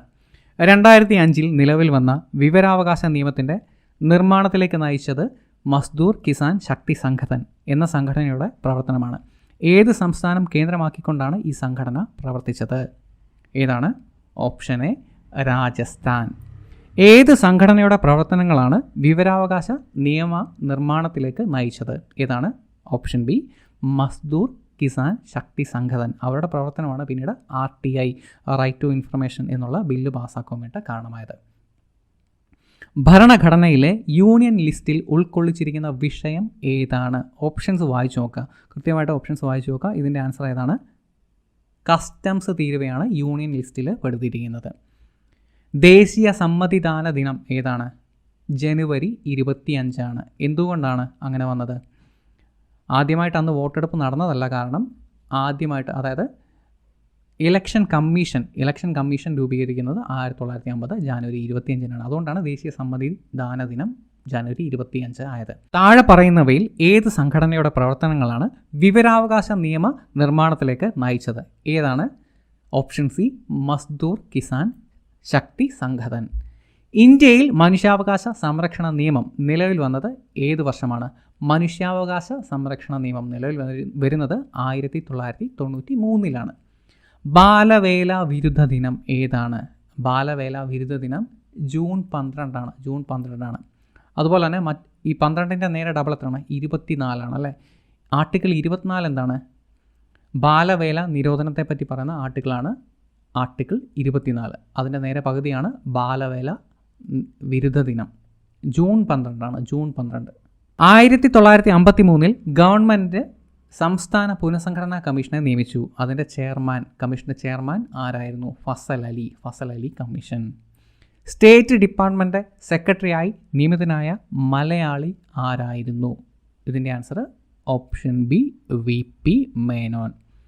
സ്വാതന്ത്ര്യാനന്തര ഇന്ത്യയിൽ നാട്ടുരാജ്യങ്ങളെ കൂട്ടിച്ചേർക്കുന്നതിന് മുഖ്യ പങ്ക് വഹിച്ച മലയാളി ആരാണെന്നാണ് ചോദ്യം. ഇതിൻ്റെ ആൻസർ VP മേനോൻ ആണ്. സ്റ്റേറ്റ് ഡിപ്പാർട്ട്മെൻറ്റ് സെക്രട്ടറി ആരായിരുന്നു? VP മേനോൻ.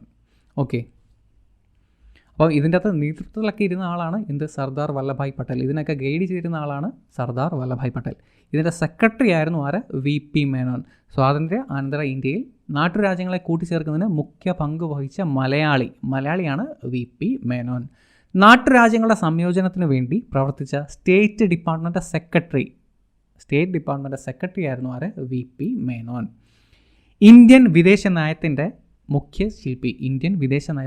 ശില്പി ആരാണ്? ജവഹർലാൽ നെഹ്റു ആണ്. Option B Jawaharlal Nehru. VP Menon പദ്ധതി ഏതുമായി ബന്ധപ്പെട്ടിരിക്കുന്നു? ഓപ്ഷൻസ് നോക്കുക. നാട്ടുരാജ്യ സംയോജനമായിട്ടാണ് VP മേനോൻ പദ്ധതി ബന്ധപ്പെട്ട് നിൽക്കുന്നത്. പഞ്ചായത്ത് രാജിൻ്റെ പിതാവ് എന്നറിയപ്പെടുന്നത് ആരാണ്? ഓപ്ഷൻ എ ബൽവന്ത് റായ് മേത്തയാണ് ഇതിൻ്റെ ആൻസർ. വിവരാവകാശ നിയമപ്രകാരം വ്യക്തിയെയോ ജീവനെയോ സ്വാതന്ത്ര്യത്തെയോ ബാധിക്കുന്ന വിവരങ്ങൾ പൊതു വിവരാവകാശ ഉദ്യോഗസ്ഥൻ നൽകേണ്ടുന്ന സമയപരിധി എത്രയാണ്? 2 ദിവസം അഥവാ 48 മണിക്കൂറിനുള്ളിൽ നൽകണം. ജീവനുമായിട്ട് ബന്ധപ്പെട്ട അല്ലെങ്കിൽ സ്വാതന്ത്ര്യം ഇവയുമായിട്ടൊക്കെ ബന്ധപ്പെട്ട കാര്യങ്ങൾക്ക് 48 മണിക്കൂറിനുള്ളിൽ വിവരാവകാശ ഉദ്യോഗസ്ഥൻ മറുപടി നൽകണം. ഭരണഘടനയുടെ ആമുഖത്തിന് ഏത് രാജ്യത്തെയാണ് ഇന്ത്യ മാതൃകയാക്കിയിട്ടുള്ളത്? ഭരണഘടനയുടെ ആമുഖം അഥവാ പ്രിയാമ്പിൾ എന്നുള്ള ആശയം സ്വീകരിച്ചിരിക്കുന്നത് ഇവിടെ നിന്നാണ്? അമേരിക്കൻ ഭരണഘടനയിൽ നിന്നാണ്. ഇന്ത്യൻ ഭരണഘടന നിയമനിർമ്മാണ സഭ രൂപീകൃതമായ വർഷം എന്നാണ്? 1946. 1946 ഭരണഘടന നിർമ്മാണ സഭ രൂപീകൃതമായ വർഷം. കോൺസ്റ്റിറ്റ്യൂവൻ്റ് അസംബ്ലി രൂപീകൃതമായ വർഷം 1946. സ്ത്രീ സുരക്ഷാ നിയമത്തിൽ സ്ത്രീകളെ മാനസികവും ശാരീരികവുമായ പീഡനത്തിന് എതിരെ പ്രതിപാദിച്ചിരിക്കുന്ന വകുപ്പ് ഏതാണ്? 452 ചോദ്യം. ഇതിൻ്റെ ആൻസർ എന്താണ്? IPC Indian penal code 498 IPC ആണ് നിയമം. ഓക്കെ, നിയമവിരുദ്ധമായി ഒരു വ്യക്തിയെ തടവിൽ തടയുക എന്ന ഉദ്ദേശത്തോടു കൂടി ഹൈക്കോടതിയോ സുപ്രീം കോടതിയോ പുറപ്പെടുവിക്കുന്ന റിട്ടിൻ്റെ പേരാണ് എന്ത്? Habeas corpus. റിട്ടുകൾ പുറപ്പെടുവിക്കുന്നത് എപ്പോഴും ആരായിരിക്കും? ഒന്നുകിൽ സുപ്രീം കോടതി ആയിരിക്കും, അല്ലെങ്കിൽ ഹൈക്കോടതി ആയിരിക്കും. മൊത്തം എത്ര തരം റിട്ടുകളുണ്ട്? മൊത്തം 5 തരം റിട്ടുകളുണ്ട്. ഫസ്റ്റ് വൺ അതിൽ ഇവിടെ കൊടുത്തിരിക്കുന്നത് ഏതൊക്കെയാണ്? മാൻഡമസ് ഉണ്ട്, പ്രൊഹിബിഷൻ ഉണ്ട്, ഹേബിയസ് കോർപ്പസ് ഉണ്ട്, അതുപോലെ കോ വാറണ്ട് ഉണ്ട്. മാൻഡമസ് പുറപ്പെടുവിക്കുന്നത് എപ്പോഴും ഏതെങ്കിലും വ്യക്തികൾക്ക് നേരെയായിരിക്കും മാൻഡമസ് പുറപ്പെടുവിക്കുക. മാൻഡമസ് എന്ന് പറഞ്ഞാൽ വി കമാൻഡ് എന്നുള്ളതായിരിക്കും. വി കമാൻഡ് എന്നുള്ളതിൻ്റെ ഷോർട്ട് ഫോമാണ് എന്നാണ് മാൻഡമസിൻ്റെ അർത്ഥം. വി കമാൻഡ് എന്നുള്ളതാണ്. അപ്പം ഇങ്ങനെ ചോദ്യങ്ങൾ ചോദിക്കാറുണ്ട്. ഒരു വ്യക്തിക്ക് നേരെ പുറപ്പെടുവിക്കുന്ന സുപ്രീം കോടതിയോ ഹൈക്കോടതിയോ പുറപ്പെടുവിക്കുന്ന ഉത്തരവ് അയാളെ ജോലി വഹിക്കുന്നില്ല അല്ലെങ്കിൽ ജോലി നിർവഹിക്കണം എന്ന് പറഞ്ഞുകൊണ്ട് പുറപ്പെടുവിക്കുന്ന ഉത്തരവിൻ്റെ പേരാണ് മാൻഡമസ്. അപ്പോൾ ഇതൊരു സ്ഥാപനത്തിന് നേരെ ഒരിക്കലും പുറപ്പെടുവിക്കാൻ വേണ്ടി സാധിക്കില്ല. ഇതെപ്പോഴും ഒരു വ്യക്തിക്ക് നേരെ മാത്രമായിരിക്കും പുറപ്പെടുവിക്കുന്നത്. എന്ത്? Mandamus. We command to do your duty എന്നൊക്കെയുള്ളതാണ് എന്ത്? മാൻഡമസ് എന്ന് പറയാം. പ്രോഹിബിഷൻ എന്ന് പറഞ്ഞാൽ എന്താണ്? പ്രോഹിബിഷൻ എന്ന് പറഞ്ഞാൽ എന്താണ്? അതിൻ്റെ അർത്ഥം തന്നെ എന്താണ്? സ്റ്റോപ്പ് എന്നുള്ളതാണ് അല്ലേ. ഇപ്പം ഏതെങ്കിലും ഒരു ഹൈക്കോടതി താഴത്തെ കോടതികളോട് അവരുടെ പ്രവർത്തനം നിർത്തിവെക്കാൻ വേണ്ടിയിട്ടൊക്കെ പറയുന്നത് ഈ ഒരു റിട്ടിൽ കൂടിയാണ്. പ്രോഹിബിഷൻ എന്ന് പറയുന്ന റിട്ടിൽ കൂടിയാണ്. അല്ലാന്നുണ്ടെങ്കിൽ അവിടെ അധികാരം ദുരുപയോഗം ചെയ്യുന്നു. പ്രത്യേകിച്ചും കോടതികൾ, കീഴെയുള്ള കോടതികൾ അധികാരത്തിൽ കൂടുതൽ കാര്യങ്ങൾ ചെയ്യുന്നു എന്ന് തോന്നിക്കഴിഞ്ഞാൽ സുപ്രീം കോടതിക്കോ ഹൈക്കോർട്ടിനോ ഈ പറഞ്ഞ പ്രോഹിബിഷൻ എന്ന് പറഞ്ഞ റിട്ട് പുറപ്പെടുവിക്കാം. ഹേബിയസ് കോർപ്പസ് ഈ ഒരു റിട്ടാണ് നമ്മൾ എപ്പോഴും പത്രങ്ങളൊക്കെ കാണുന്നത്. ഹേബിയസ് കോർപ്പസ് അതായത് അന്യായമായിട്ട് തടങ്കലിൽ വെച്ചിരിക്കുന്ന ആളെ പുറത്തു വിടുവാൻ വേണ്ടിയിട്ട് ഹൈക്കോടതിയോ സുപ്രീം കോടതിയോ പുറപ്പെടുവിക്കുന്ന റിട്ടാണ് എന്ത്? ഹേബിയസ് കോർപ്പസ് എന്നറിയപ്പെടുക. പലപ്പോഴും ഒളിച്ചോടി പോകുന്ന പിള്ളേർ ഈ മാതാപിതാക്കൾ എപ്പോഴും ഈ പറഞ്ഞ ഹേബിയസ് കോർപ്പസിനുമായിട്ട് അപ്ലൈ ചെയ്യാറുണ്ട്. ഇപ്പോൾ ഏതെങ്കിലും ഒരു ചെറുക്കൻ ഒരു പെണ്ണെ വിളിച്ചുകൊണ്ട് പോവുകയാണെന്നുണ്ടെങ്കിൽ എന്തായിരിക്കും? ഈ പറഞ്ഞ പെൺ വീട്ടുകാർ ചെറുക്കൻ അന്യമായിട്ട് തടങ്കിൽ വെച്ചിരിക്കുകയാണ്, അവരെ വിടുവിച്ച് കൊടുക്കണം എന്ന് പറഞ്ഞുകൊണ്ട് ഈ പറഞ്ഞ ഹേബിയസ് കോർപ്പസ് വാങ്ങിച്ചുകൊണ്ട് പോകാറൊക്കെയുണ്ട്. പത്രത്തിലൊക്കെ എല്ലാവരും കാണുന്നതായിരിക്കും ഈ ഒരു കാര്യങ്ങൾ. അതാണ് ഹേബിയസ് കോർപ്പസ്. ഒരാളെ അന്യമായിട്ട് തടങ്കിൽ വെച്ചിരിക്കുകയാണെങ്കിൽ അയാളെ വിടുവിക്കാൻ വേണ്ടിയിട്ട് പുറപ്പെടുവിക്കുന്ന റിട്ടാണ് ഹേബിയസ് കോർപ്പസ്. അതുപോലെ കോ വാറണ്ടോ എന്ന് പറഞ്ഞാൽ ഇതും പത്രത്തിലൊക്കെ കണ്ടിട്ടുണ്ടാകും. കോ വാറണ്ടോ എന്ന് പറഞ്ഞാൽ എന്താണ്? ഓൺ വാട്ട് അതോറിറ്റി എന്നുള്ളതാണ് കോ വാറണ്ടോ എന്നുള്ളതിൻ്റെ അർത്ഥം. അതായത് ഇപ്പം കൃത്യമായിട്ട് യോഗ്യത ഇല്ലാത്ത ഒരാൾ ഏതെങ്കിലും ഒരു പദവി വഹിക്കുകയാണ് എന്നുണ്ടെങ്കിൽ അയാൾക്കെതിരെ നമുക്ക് പുറപ്പെടുവിക്കാൻ സാധിക്കുന്ന റിട്ടാണ് കോ വാറണ്ടോ. കണ്ടിട്ടുണ്ടാവും കുറച്ച് വർഷങ്ങൾക്ക് മുമ്പ് MG യൂണിവേഴ്സിറ്റിൻ്റെ വൈസ് ചാൻസലർ കൃത്യമായിട്ട് യോഗ്യത ഇല്ലാത്ത ആളായിരുന്നു. അദ്ദേഹത്തിനെതിരെ ഈ പറഞ്ഞ കോ വാറണ്ടോ എന്ന് പറയുന്ന റിട്ട് പുറപ്പെടുവിച്ചിരുന്നു. കാരണം അദ്ദേഹം വ്യാജമായിട്ടുള്ള സർട്ടിഫിക്കറ്റ് വെച്ചിട്ടാണ് ഈ പറഞ്ഞ രാഷ്ട്രീയ സ്വാധീനത്തിൻ്റെ പുറത്ത് വൈസ് ചെയർമാനായത്. എന്തിൻ്റെ? MG യൂണിവേഴ്സിറ്റിയുടെ. അദ്ദേഹത്തിന് നേരെ ഈ റിട്ടൊക്കെ പുറപ്പെടുവിച്ചിരുന്നു. അദ്ദേഹത്തെ പിന്നീട് അറസ്റ്റൊക്കെ ചെയ്തിരുന്നു. ദേശീയ പട്ടികജാതി കമ്മീഷനിൽ നിലവിലുള്ള അംഗങ്ങളുടെ എണ്ണം, ദേശീയ പട്ടികജാതി കമ്മീഷനിലെ നിലവിലുള്ള അംഗങ്ങളുടെ എണ്ണം 5 ആണ്. 5. ഇന്ത്യയുടെ സർവ്വ സൈന്യാധിപൻ ആരാണ്? രാഷ്ട്രപതി അഥവാ പ്രസിഡന്റ്. ഒരു ബില്ല് പാസ്സാക്കുന്നതിന് മുമ്പ് പാർലമെൻറ്റിലെ ഓരോ സഭയിലും എത്ര തവണ വായിക്കണം? 3 തവണ വായിക്കണം. First reading, second reading and third reading എന്ന് പറഞ്ഞിട്ട് 3 തവണ വായിക്കണം. ഇതിനെപ്പറ്റി ഡീറ്റെയിൽ ആയിട്ട് നമ്മുടെ പാഠപുസ്തകത്തിൽ പറയുന്നുണ്ട് കൃത്യമായിട്ട്. ഇത് പാഠപുസ്തകത്തിൽ നിന്നുള്ള ചോദ്യമാണ്. ലിങ്ക് ഡിസ്ക്രിപ്ഷൻ കൊടുത്തിട്ടുണ്ട്, ആവശ്യമുള്ളവർക്ക് ക്ലാസ്സുകളെടുത്ത് കാണാം. 3 തവണ വായിക്കണം. ഇപ്പം ഒരു ബില്ല്, മണി ബില്ല് ഒഴിച്ചിട്ട് ഏത് ബില്ലും നമുക്ക് ഒന്നുകിൽ രാജ്യസഭയിലോ ലോകസഭയിലോ അവതരിപ്പിക്കാം. 3 തവണ വായിക്കും. 3 തവണ വായിച്ചതിന് ശേഷം അവിടുത്തെ പ്രൊസീഡിംഗ് ഓഫീസർ, സ്പീക്കർ മിക്കപ്പോഴും 2ാമത്തെ സഭയിലേക്ക് അയക്കും. എന്നിട്ട് അവിടെ അത് പാസ്സായതിനു ശേഷം പ്രസിഡന്റ് സൈൻ ചെയ്യുന്നതോട് കൂടിയിട്ടാണ് അത് നിയമമായിട്ട് മാറുന്നത്. ചൈൽഡ് മാരേജ് ആക്ട് പ്രകാരം ഇന്ത്യയിൽ ആൺകുട്ടികളുടെ ഏറ്റവും കുറഞ്ഞ വിവാഹപ്രായം എത്രയാണ്? 21 വയസ്സാണ്. 21 വയസ്സാണ്. അപ്പം ഇപ്പോൾ അടുത്തിടയ്ക്ക് വീണ്ടും വിവാഹപ്രായം കൂട്ടണം എന്നൊക്കെ പറഞ്ഞിട്ട്, അല്ലെങ്കിൽ ഇതിൻ്റെ അകത്ത് ആൾട്രേഷൻ വരുത്തണം എന്നൊക്കെ പറഞ്ഞിട്ട് ചർച്ചകളുണ്ടായിരുന്നു. അത് മുന്നോട്ട് പോയത് നിർമ്മല സീതാരാമൻ്റെ നേതൃത്വത്തിലാണ് മുന്നോട്ട് പോയത് ആ ഒരു കാര്യങ്ങൾ. കേന്ദ്ര മന്ത്രിസഭ അംഗീകരിച്ച സറോഗസി റെഗുലേഷൻ ബില്ല് 2016 ലക്ഷ്യം വയ്ക്കുന്നത് എന്താണ്? ഓപ്ഷൻസ് വായിച്ചു നോക്കുക. ഇതിൻ്റെ ആൻസർ ഓപ്ഷൻ എ, വാടക ഗർഭധാരണ നിയന്ത്രണമാണ്. നമുക്കറിയാം ഷാരൂഖ് ഖാൻ്റെ ഏറ്റവും ഇളയ പുത്രൻ ജനിക്കുന്നത് സറോഗസി വഴിയാണ്. അതായത് വാടക ഗർഭപാത്രത്തിലാണ് ആ ഒരു പയ്യൻ ജനിക്കുന്നത്. അപ്പം ആ ഒരു ആക്ടിനെ റെഗുലേറ്റ് ചെയ്യുക അല്ലെങ്കിൽ അതിനെ കൺട്രോൾ ചെയ്യാൻ വേണ്ടി പാസ്സാക്കിയ ബില്ലാണ് സറോഗസി റെഗുലേഷൻ ബില്ല് 2016. സംസ്ഥാന തലത്തിൽ പൊതുപ്രവർത്തകർക്കും ഉദ്യോഗസ്ഥർക്കും എതിരെയുള്ള അഴിമതി കേസുകൾ കൈകാര്യം ചെയ്യുന്ന സ്ഥാപനം ഏതാണ്? ഓപ്ഷൻസ് ശരിക്കൊന്ന് വായിച്ചു നോക്കുക. ഇതിൻ്റെ ആൻസർ എന്താണ്? ഇതിൻ്റെ ആൻസർ ഓപ്ഷൻ ഡി, ലോകായുക്തയാണ് ഇതിൻ്റെ ആൻസർ. ലോകായുക്ത. സംസ്ഥാന തലത്തിൽ അഴിമതി തടയുന്നത് ലോകായുക്തയും അതുപോലെ തന്നെ സെൻട്രൽ ഗവൺമെൻറ്റിൻ്റെ കേസിൽ സംസ്ഥാനം വിട്ടിട്ട് രാജ്യത്തിൻ്റെ തലത്തിൽ അഴിമതി തടയാൻ വേണ്ടിയിട്ട് പ്രവർത്തിക്കുന്ന സ്ഥാപനമാണ് ലോക്പാൽ. സംസ്ഥാന തലത്തിൽ ലോകായുക്ത, രാജ്യത്തിൻ്റെ കേസിൽ ലോക്പാൽ, അല്ലെങ്കിൽ സെൻട്രൽ ഗവൺമെൻറ് കേസിൽ ലോക്പാൽ. സ്വരൺ സിംഗ് കമ്മിറ്റിയുടെ നിർദ്ദേശപ്രകാരം ഭരണഘടനയിൽ കൂട്ടിച്ചേർത്ത ഭാഗം ഏതാണ്? സ്വരൺ സിംഗ് കമ്മിറ്റിയുടെ ഡയറക്ഷൻ പ്രകാരം കൂട്ടിച്ചേർത്തത് ഏതാണ്? ഏതാണ് ഇതിൻ്റെ ആൻസർ? മൗലിക കടമകളാണ്, ഫണ്ടമെൻ്റൽ ഡ്യൂട്ടീസ് ആണ്. ഓപ്ഷൻ ഡി ആണ് ആൻസർ. വിവരാവകാശ നിയമപ്രകാരം തെറ്റായ മറുപടി നൽകിയ ഉദ്യോഗസ്ഥന് മേൽ ശരിയായ മറുപടി നൽകുന്നതുവരെയുള്ള കാലയളവിൽ ഓരോ ദിവസവും എത്ര രൂപ വീതം പിഴ ചുമത്തുവാൻ വിവരാവകാശ കമ്മീഷന് അധികാരം ഉണ്ട്? ഇതിൻ്റെ ആൻസർ ഏതാണ്? Option B. ഓപ്ഷൻ ബി ആണ് ആൻസർ. 250 രൂപ വരെയും ഒരു ദിവസം പിഴ ചുമത്തുവാനായിട്ട് സാധിക്കും. മാക്സിമം ഉണ്ട്, ഇതിനൊരു മാക്സിമം തുകയുണ്ട്. മാക്സിമം 25,000 ആണ്. മൗലികാവകാശങ്ങൾ സംരക്ഷിക്കുന്നതിനു വേണ്ടി സുപ്രീം കോടതി റിട്ട് പുറപ്പെടുവിക്കുന്നത് ഭരണഘടനയുടെ ഏത് അനുച്ഛേദം അനുസരിച്ചിട്ടാണ്? റിട്ട് പുറപ്പെടുവിക്കുന്ന ആർട്ടിക്കിൾ ഏതാണ്? ഏത് ആർട്ടിക്കിൾ വെച്ചിട്ടാണ് ഹൈക്കോടതിയും സുപ്രീം കോടതിയും റിട്ട് പുറപ്പെടുവിക്കുന്നത്? ഏതാണ് ആർട്ടിക്കിൾ?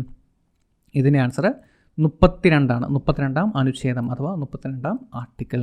ദേശീയ മനുഷ്യാവകാശ കമ്മീഷൻ അംഗങ്ങളെ നിയമിക്കുന്നത് ആരാണ്? രാഷ്ട്രപതിയാണ്.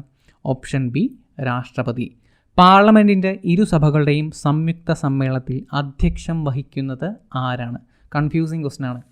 അതായത് പാർലമെൻറ്റിൻ്റെ ഇരുസഭകളുടെയും സംയുക്ത സമ്മേളനം അഥവാ ജോയിൻറ്റ് സിറ്റിംഗ് വിളിച്ചു ചേർക്കുന്നത് എപ്പോഴും വിളിച്ചു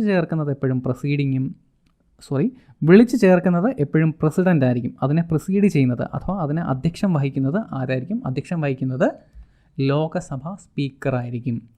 ഓക്കെ, ഡിഗ്രി ലെവൽ എക്സാമുകൾക്ക് ചോദിച്ച് കാണാറുണ്ട്. എന്താണ് ജോയിൻറ്റ് സിറ്റിംഗ് വിളിച്ചു ചേർക്കുന്ന ആരാണ്? ജോയിൻറ്റ് സിറ്റിംഗ് വിളിച്ചു ചേർക്കാൻ അധികാരമുള്ളത് പ്രസിഡൻറ്റിന് മാത്രമാണ്.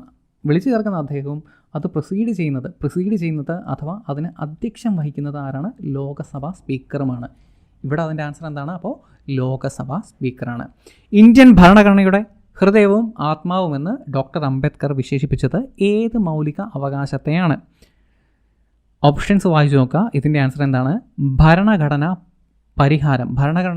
പരമായിട്ടുള്ള പരിഹാരം കാണുവാനുള്ള അവകാശം അഥവാ ഓപ്ഷൻ സി ഭരണഘടനാപരമായിട്ടുള്ള പരിഹാരം കാണുവാനുള്ള അവകാശത്തെയാണ് BR അംബേദ്കർ ഇന്ത്യൻ ഭരണഘടനയുടെ ഹൃദയവും ആത്മാവുമെന്ന് വിശേഷിപ്പിച്ചത്.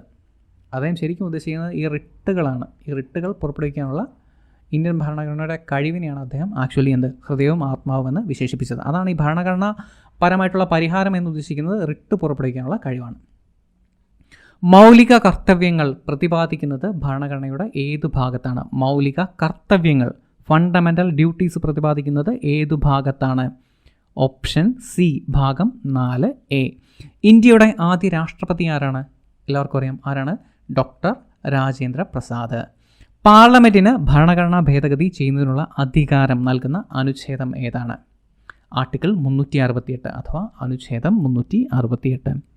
സുപ്രീം കോടതിയിലെ ഔദ്യോഗിക ഭാഷ ഏതാണ്?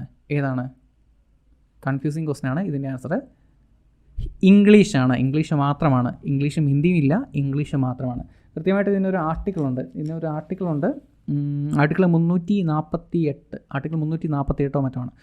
സുപ്രീം കോടതിയിലെ ഔദ്യോഗിക ഭാഷ ഇംഗ്ലീഷ് ആയിരിക്കണം. സുപ്രീം കോടതിയിലെയും അതുപോലെ തന്നെ ഹൈക്കോടതിയിലെയും പ്രൊസീഡിങ്സ് ഇംഗ്ലീഷ് ഭാഷയിലായിരിക്കണം എന്ന് പറയുന്നുണ്ട്.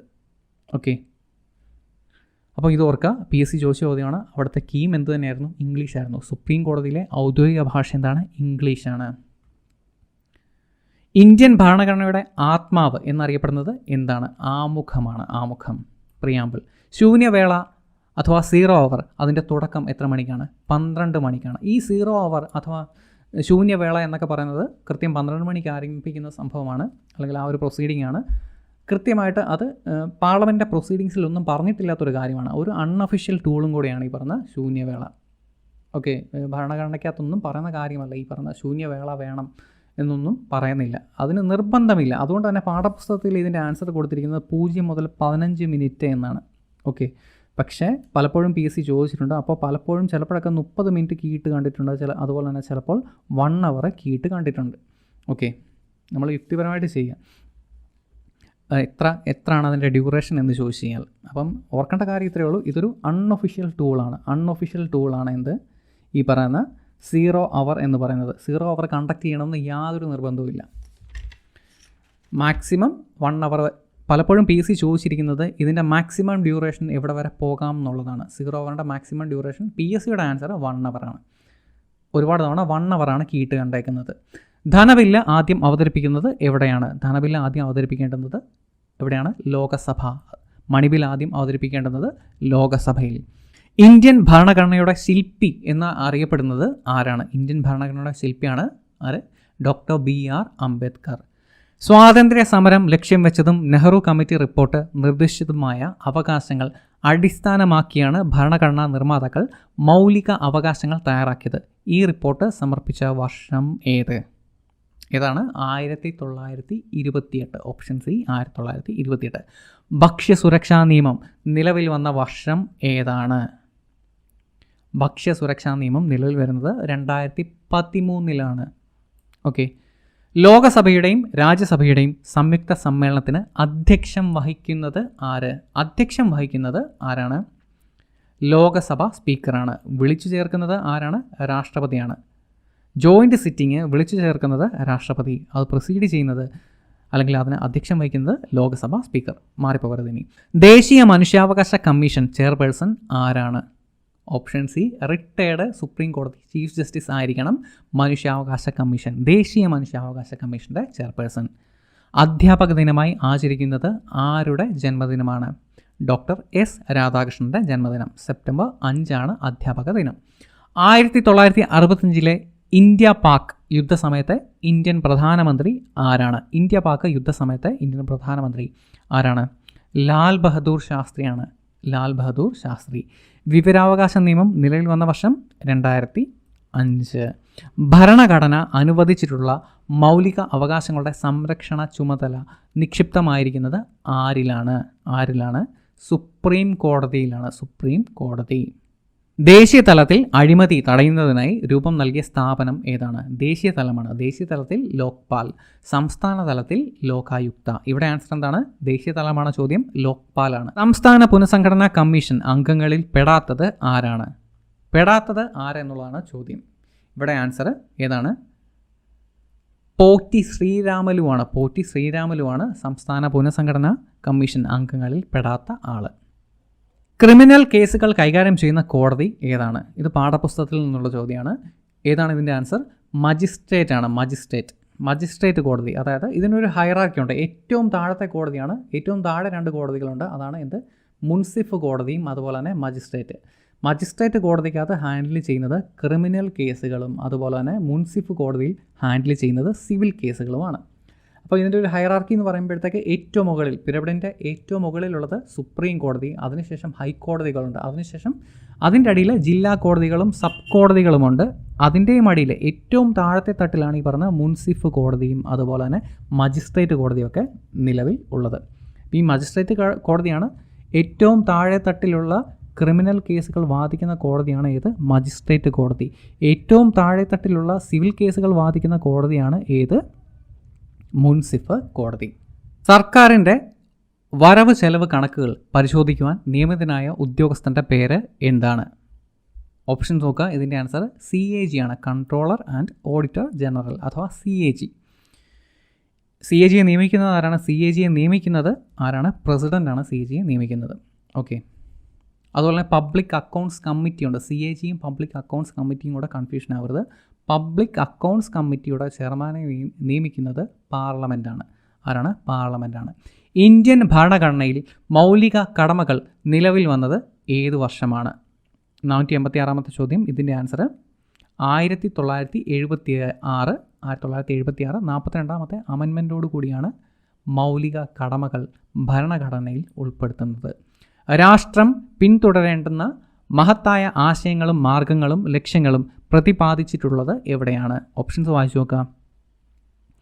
നിർദ്ദേശക തത്വങ്ങൾ അഥവാ മാർഗനിർദ്ദേശക തത്വങ്ങൾ. ഓപ്ഷൻ സി ആണ് ആൻസർ. ഇന്ത്യയുടെ പ്രഥമ പൗരൻ പ്രസിഡന്റ് അഥവാ രാഷ്ട്രപതി. വിദ്യാഭ്യാസ അവകാശ നിയമം പ്രാബല്യത്തിൽ വന്നത് ഏത് വർഷമാണ്? 2009 പാസ്സാക്കുകയും 2010 നിലവിൽ വരികയും ചെയ്ത നിയമമാണ് റൈറ്റ് ടു എഡ്യൂക്കേഷൻ അഥവാ വിദ്യാഭ്യാസ അവകാശ നിയമം. ഇന്ത്യൻ ഭരണഘടനയിലെ 5 മുതൽ 11 വരെയുള്ള ഭാഗം പ്രതിപാദിക്കുന്നത് എന്തിനെ പറ്റിയാണ്? ഓപ്ഷൻ ബി പൗരത്വം. ഓപ്ഷൻ ബി പൗരത്വം. ഇന്ത്യൻ ഭരണഘടനയിലെ മൗലിക അവകാശങ്ങൾ ഏത് ഭരണഘടനയെ മാതൃകയാക്കിയാണ് തയ്യാറാക്കിയിട്ടുള്ളത്? 491 ചോദ്യം. ഇതിൻ്റെ answer America. Option B America. കേന്ദ്ര വിവരാവകാശ കമ്മീഷൻ്റെ ഇപ്പോഴത്തെ ചെയർമാൻ, കറണ്ട് അഫയർ ചോദ്യമാണ്. ആൻസർ ഏതാണ്? ഇതിൻ്റെ answer option E Yashvardhan Kumar സിൻഹയാണ് കേന്ദ്ര വിവരാവകാശ കമ്മീഷൻ്റെ ചെയർമാൻ ഇപ്പോഴത്തെ. എത്ര മൗലിക കടമകളാണ് ഇപ്പോൾ ഭരണഘടനയിൽ ഉള്ളത്? മൗലിക കടമകൾ എത്ര എണ്ണമാണ്? 11. Option C 11. പൗരൻ്റെ ചുമതലകൾ ഇന്ത്യൻ ഭരണഘടനയിലെ ഏത് ആർട്ടിക്കിളിൽ ആണ് വിവരിച്ചിരിക്കുന്നത്? പൗരൻ്റെ ചുമതലകൾ അഥവാ ഫണ്ടമെൻ്റൽ ഡ്യൂട്ടീസ് വിവരിച്ചിരിക്കുന്നത് ആ ഒരു ആർട്ടിക്കിളിൻ്റെ പേരാണ് ആർട്ടിക്കിൾ 51A. ഏത് പാർട്ടായിരുന്നു? Part 4A, article 51A. ഇന്ത്യയുടെ ആദ്യത്തെ ആക്ടിംഗ് പ്രസിഡൻറ്റ് ആരാണ്? ഇന്ത്യയുടെ ഏറ്റവും ആദ്യത്തെ ആക്ടിംഗ് പ്രസിഡൻറ്റ് ആരാണ്? വി ഗിരിയാണ്. V Giri. Option A V Giri. പാർലമെൻറ്റിൽ വിശ്വാസ പ്രമേയം അവതരിപ്പിക്കുന്നത് ആരാണ്? വിശ്വാസ പ്രമേയം അവതരിപ്പിക്കുന്നത് എപ്പോഴും പ്രധാനമന്ത്രി. കോൺഫിഡൻസ് മോഷൻ അവതരിപ്പിക്കുന്നത് പ്രധാനമന്ത്രി. അവിശ്വാസ പ്രമേയം അവതരിപ്പിക്കുന്നത് പ്രതിപക്ഷ നേതാവ്. ഇവിടെ ചോദ്യത്തിൻ്റെ ആൻസർ വിശ്വാസ പ്രമേയം പ്രധാനമന്ത്രി. വിവരാവകാശ നിയമപ്രകാരമുള്ള അപേക്ഷ ടെലിഫോണിലൂടെ നൽകുന്നതിനുള്ള സംവിധാനം ഏർപ്പെടുത്തിയ ആദ്യ ഇന്ത്യൻ സംസ്ഥാനം ഓൾറെഡി ഒന്ന് സൂചിപ്പിച്ചിരുന്നു. ഏതായിരുന്നു? ഉത്തർപ്രദേശാണ്. Option C Uttar Pradesh. കൺകറന്റ് ലിസ്റ്റിൽപ്പെട്ട വിഷയങ്ങളിൽ നിയമനിർമ്മാണം നടത്തുവാനുള്ള അധികാരം നിക്ഷിപ്തമായിരിക്കുന്നത്? ഓപ്ഷൻസ് വായിച്ചു നോക്കുക. ഏതിലാണ് കൺകറന്റ് ലിസ്റ്റ്? കേന്ദ്ര സംസ്ഥാന ഗവൺമെൻറ്റുകളിൽ. കേന്ദ്രത്തിനും സംസ്ഥാനത്തിനും ഒരുപോലെ നിയമനിർമ്മാണത്തിൽ അവകാശമുണ്ട്. കൺകറന്റ് ലിസ്റ്റിൽ പെടുന്ന സബ്ജക്റ്റുകൾ. കൂട്ടത്തിൽ പെടാത്തത് കണ്ടെത്തുക. ഇത് പാഠപുസ്തകത്തിൽ നിന്നുള്ള ചോദ്യമാണ്. പുസ്തകത്തിൽ നിന്നുള്ള ചോദ്യം എന്ന് പറഞ്ഞ് ഉദ്ദേശിക്കുന്നത് പാഠപുസ്തകത്തിൽ നമുക്ക് അതേപടി കാണാൻ പറ്റുന്ന ചോദ്യങ്ങളാണ്. അല്ലാതെ ഇതെല്ലാം PSC ചോദിച്ച ചോദ്യങ്ങളാണ്. എല്ലാം പ്രീവിയസ് ക്വസ്റ്റ്യൻസ് തന്നെയാണ്. കൂട്ടത്തിൽ പെടാത്തത് കണ്ടെത്തുക. 499. ആൻസർ ഏതാണ്? ഇതിൻ്റെ ആൻസർ ഗവൺമെൻറ്റാണ്. കാരണം നമ്മുടെ ഗവൺമെൻറ് എന്ന് പറഞ്ഞാൽ ഒരു 3 ടയർ സിസ്റ്റമാണ്. അതായത് നിയമനിർമ്മാണം, നീതിന്യായം, അതുപോലെ കാര്യനിർവഹണം, ഇതെല്ലാം കൂടെ ചേർന്നാണ് എന്ത് നമ്മുടെ ഗവൺമെൻറ് എന്ന് പറയുക. അപ്പോൾ ഈ കൂട്ടത്തിൽ മാറി നിൽക്കുന്നത് ഗവൺമെൻറ്റാണ്. അപ്പോൾ കൂട്ടത്തിൽ പെടാത്തത് എന്താണ്? ഗവൺമെൻറ്റാണ് ഇതിൻ്റെ ആൻസർ. ഭരണഘടനാ നിർമ്മാണ സഭയുടെ അധ്യക്ഷൻ ആരാണ്? അല്ലെങ്കിൽ ആരായിരുന്നു ഭരണഘടനാ നിർമ്മാണ സഭയുടെ അധ്യക്ഷൻ? ഇതിൻ്റെ ആൻസർ ഏതാണ്? ഡോക്ടർ രാജേന്ദ്ര പ്രസാദ്. ഇന്ത്യയുടെ രാഷ്ട്രപതിയായ ആദ്യ വനിത, ഇന്ത്യൻ രാഷ്ട്രപതിയായ ആദ്യ വനിത ആരാണ്? പ്രതിഭ പാട്ടീലാണ്. ഓപ്ഷൻ ഡി പ്രതിഭ പാട്ടീൽ. ഇലക്ഷൻ കമ്മീഷനുമായി ബന്ധപ്പെട്ട ഭരണഘടനാ ആർട്ടിക്കിൾ ഏതാണ്? ഇലക്ഷൻ കമ്മീഷനുമായി ബന്ധപ്പെട്ട ഭരണഘടനാ ആർട്ടിക്കിൾ 324 ഒരു ഇലക്ഷൻ കമ്മീഷണറുടെ കാലാവധി അഥവാ ടെന്യൂർ എന്ന് പറയുന്നത് 6 വർഷമാണ്. അതുപോലെ തന്നെ ഇവരെ പറ്റി ഭരണഘടനയിൽ പറയുന്ന ആർട്ടിക്കിൾ, ഇലക്ഷൻ കമ്മീഷനുമായി ബന്ധപ്പെട്ട ആർട്ടിക്കിൾ 324. ലോക്പാലിനെ സംബന്ധിച്ച് ശരിയല്ലാത്ത പ്രസ്താവന ഏത്? ശരിയല്ലാത്ത പ്രസ്താവന എന്നാണ് ചോദ്യം. അപ്പം ഈ ഓപ്ഷൻസ് ശരിക്കൊന്ന് വായിച്ചു നോക്കാം. ഇതിൻ്റെ ആൻസർ എന്താണ്? ആൻസർ ഓപ്ഷൻ ഡി ആണ്. ഈ സമിതിയുടെ അധ്യക്ഷൻ കേന്ദ്ര നിയമവകുപ്പ് മന്ത്രിയാകണമെന്ന് ഒരു നിർബന്ധവുമില്ല. അപ്പം ആദ്യത്തെ 3 കാര്യങ്ങൾ കറക്റ്റാണ്. ഏതൊക്കെയാണ്? ലോക്പാലിനെ സംബന്ധിച്ച് 3 കാര്യങ്ങൾ കറക്റ്റായിട്ടുള്ളത്. ദേശീയ തലത്തിലുള്ള അഴിമതി വിരുദ്ധ സമിതിയാണ് ലോക്പാൽ. ഓക്കെ. അതുപോലെ 2014 ജാനുവരി 16 ഈ നിയമം ഇന്ത്യയിൽ നിലവിൽ വരുന്നത്. അതുപോലെ തന്നെ എല്ലാ പാർലമെൻറ്റ് അംഗങ്ങളും ഗവൺമെൻറ് ഉദ്യോഗസ്ഥരും ഈ നിയമത്തിൻ്റെ പരിധിയിൽ വരും. അതൊക്കെയാണ് ലോക്പാലിനെ പറ്റി ഉള്ള കാര്യങ്ങൾ. സുപ്രീം കോടതിയിലെ ആദ്യ വനിതാ ജഡ്ജി ആരായിരുന്നു? സുപ്രീം കോടതിയിലെ ആദ്യത്തെ വനിതാ ജഡ്ജിയാണ് ചോദ്യം. ആരാണ്? ഫാത്തിമ ബീവി. ജസ്റ്റിസ് ഫാത്തിമ ബീവി. ഇന്ത്യൻ ആസൂത്രണ കമ്മീഷൻ്റെ പ്രഥമ അധ്യക്ഷൻ ആരായിരുന്നു? പ്രഥമ അധ്യക്ഷൻ ജവഹർലാൽ നെഹ്റു ആയിരുന്നു. പ്ലാനിംഗ് കമ്മീഷൻ്റെ അധ്യക്ഷൻ എപ്പോഴും പ്രൈം മിനിസ്റ്റേഴ്സ് ആയിരിക്കും. ഇപ്പോൾ ഈ പറഞ്ഞ പ്ലാനിംഗ് കമ്മീഷൻ ഇല്ല. ഇപ്പം പകരം എന്താണ്? നമുക്ക് നീതി ആയോഗാണ്. അതിൻ്റെ അധ്യക്ഷനും എപ്പോഴും പ്രൈം മിനിസ്റ്റർ തന്നെയായിരിക്കും. ഓക്കെ. ദേശീയ വനിതാ കമ്മീഷൻ നിലവിൽ വന്ന വർഷം ഏതാണ്? 1992. ഭരണഘടന നിർമ്മാണ സഭ ഇന്ത്യയുടെ ഭരണഘടന അംഗീകരിച്ച തീയതി എന്നാണ്? 1949 നവംബർ 26 ഭരണഘടനാ നിർമ്മാണ സഭ ഇന്ത്യയുടെ ഭരണഘടന അംഗീകരിച്ചത്. നിലവിൽ വന്നതാണ് എന്ന് 1950 ജാനുവരി 26. അപ്പോൾ ഇതൊരു സ്ഥിരം ചോദ്യമാണ്. കൺഫ്യൂഷൻ ഉണ്ടാവുന്ന ചോദ്യം കൂടിയാണ്. 1949 നവംബർ 26 ഭരണഘടന നിർമ്മാണ സഭ ഇന്ത്യയുടെ ഭരണഘടന അംഗീകരിച്ചത്? ഇവിടെ ആൻസർ 1949 നവംബർ 26. ഭരണഘടന നിർമ്മാണ സഭ ഇന്ത്യയുടെ ഭരണഘടന അംഗീകരിച്ച തീയതി, നിലവിൽ വന്നതല്ല, അംഗീകരിച്ച തീയതിയാണ് ചോദ്യം. അംഗീകരിച്ചത് എന്നാണ്? 1949 നവംബർ 26. നിലവിൽ വന്നതാണ് ജാനുവരി 26. 1950 ജനുവരി 26 നിലവിൽ വന്നു. ഭരണഘടനാ നിർമ്മാണ സമിതി അംഗീകരിച്ച തീയതിയാണ് ചോദ്യം. 1949 നവംബർ 26. ദേശീയ മനുഷ്യാവകാശ കമ്മീഷന്റെ ഒന്നാമത്തെ അധ്യക്ഷൻ ആരാണ്? ജസ്റ്റിസ് രംഗനാഥ മിശ്ര. ധനബിൽ ആദ്യം അവതരിപ്പിക്കുന്നത് എവിടെയാണ്? ലോകസഭയിലാണ്. Option D, Lok Sabha. ആധുനിക ഇന്ത്യയുടെ യഥാർത്ഥ ശില്പി എന്നറിയപ്പെടുന്നത് ആരാണ്? Option A, Jawaharlal Nehru. സർവീസിൽ നിന്നും വിരമിച്ച ആരെയാണ് ഓംബുഡ്സ്മാനായിട്ട് തിരഞ്ഞെടുക്കുക? ഇതിൻ്റെ ആൻസർ ഹൈക്കോടതി ജഡ്ജിമാരെയാണ് ഓംബുഡ്സ്മാനായിട്ട് തിരഞ്ഞെടുക്കുന്നത്. ഗവൺമെൻറ് സ്ഥാപനങ്ങളിൽ എന്തെങ്കിലുമൊക്കെ അഴിമതി ഉണ്ടോ, അല്ലെങ്കിൽ അതൊക്കെ ഉണ്ടെങ്കിൽ റെക്ടിഫൈ ചെയ്യാൻ വേണ്ടിയിട്ടും അതിനൊക്കെ കണ്ടുപിടിക്കാനൊക്കെ വേണ്ടിയിട്ടുള്ള നിയമ ഉദ്യോഗസ്ഥരാണ് ഓംബുഡ്സ്മാൻ എന്നറിയപ്പെടുന്നത്. താഴെ കൊടുത്തിരിക്കുന്നവയിൽ മൗലിക അവകാശങ്ങളിൽ ഉൾപ്പെടാത്തത് ഏതാണ്? ഓൾറെഡി നമ്മൾ കുറേ തവണ കണ്ടു. ഏതാണ്? സ്വത്തിനുള്ള അവകാശമാണ് മൗലിക അവകാശത്തിൽ പെടാത്തത്. ഭരണതലത്തിലും ഉദ്യോഗസ്ഥ തലത്തിലും രാഷ്ട്രീയ തലത്തിലുമുള്ള അഴിമതി തടയുന്നതിന് രൂപം നൽകിയിരിക്കുന്ന ദേശീയ സമിതി ഏതാണ്? ലോക്പാലാണ്. Option A, Lokpal. ഇന്ത്യയിൽ വരുമാന നികുതി പിരിക്കുവാനുള്ള അവകാശം ആർക്കാണ്? കൺഫ്യൂസിങ് ക്വസ്റ്റ്യൻ ആണ്. വരുമാന നികുതി പിരിക്കുവാൻ, ഇൻകം ടാക്സ് പിരിക്കുവാൻ അധികാരം ആർക്കാണ്? കേന്ദ്ര ഗവൺമെൻറ്. ഇന്ത്യയിൽ മുഖ്യ തെരഞ്ഞെടുപ്പ് കമ്മീഷണറെ നിയമിക്കുന്നത് ആരാണ്?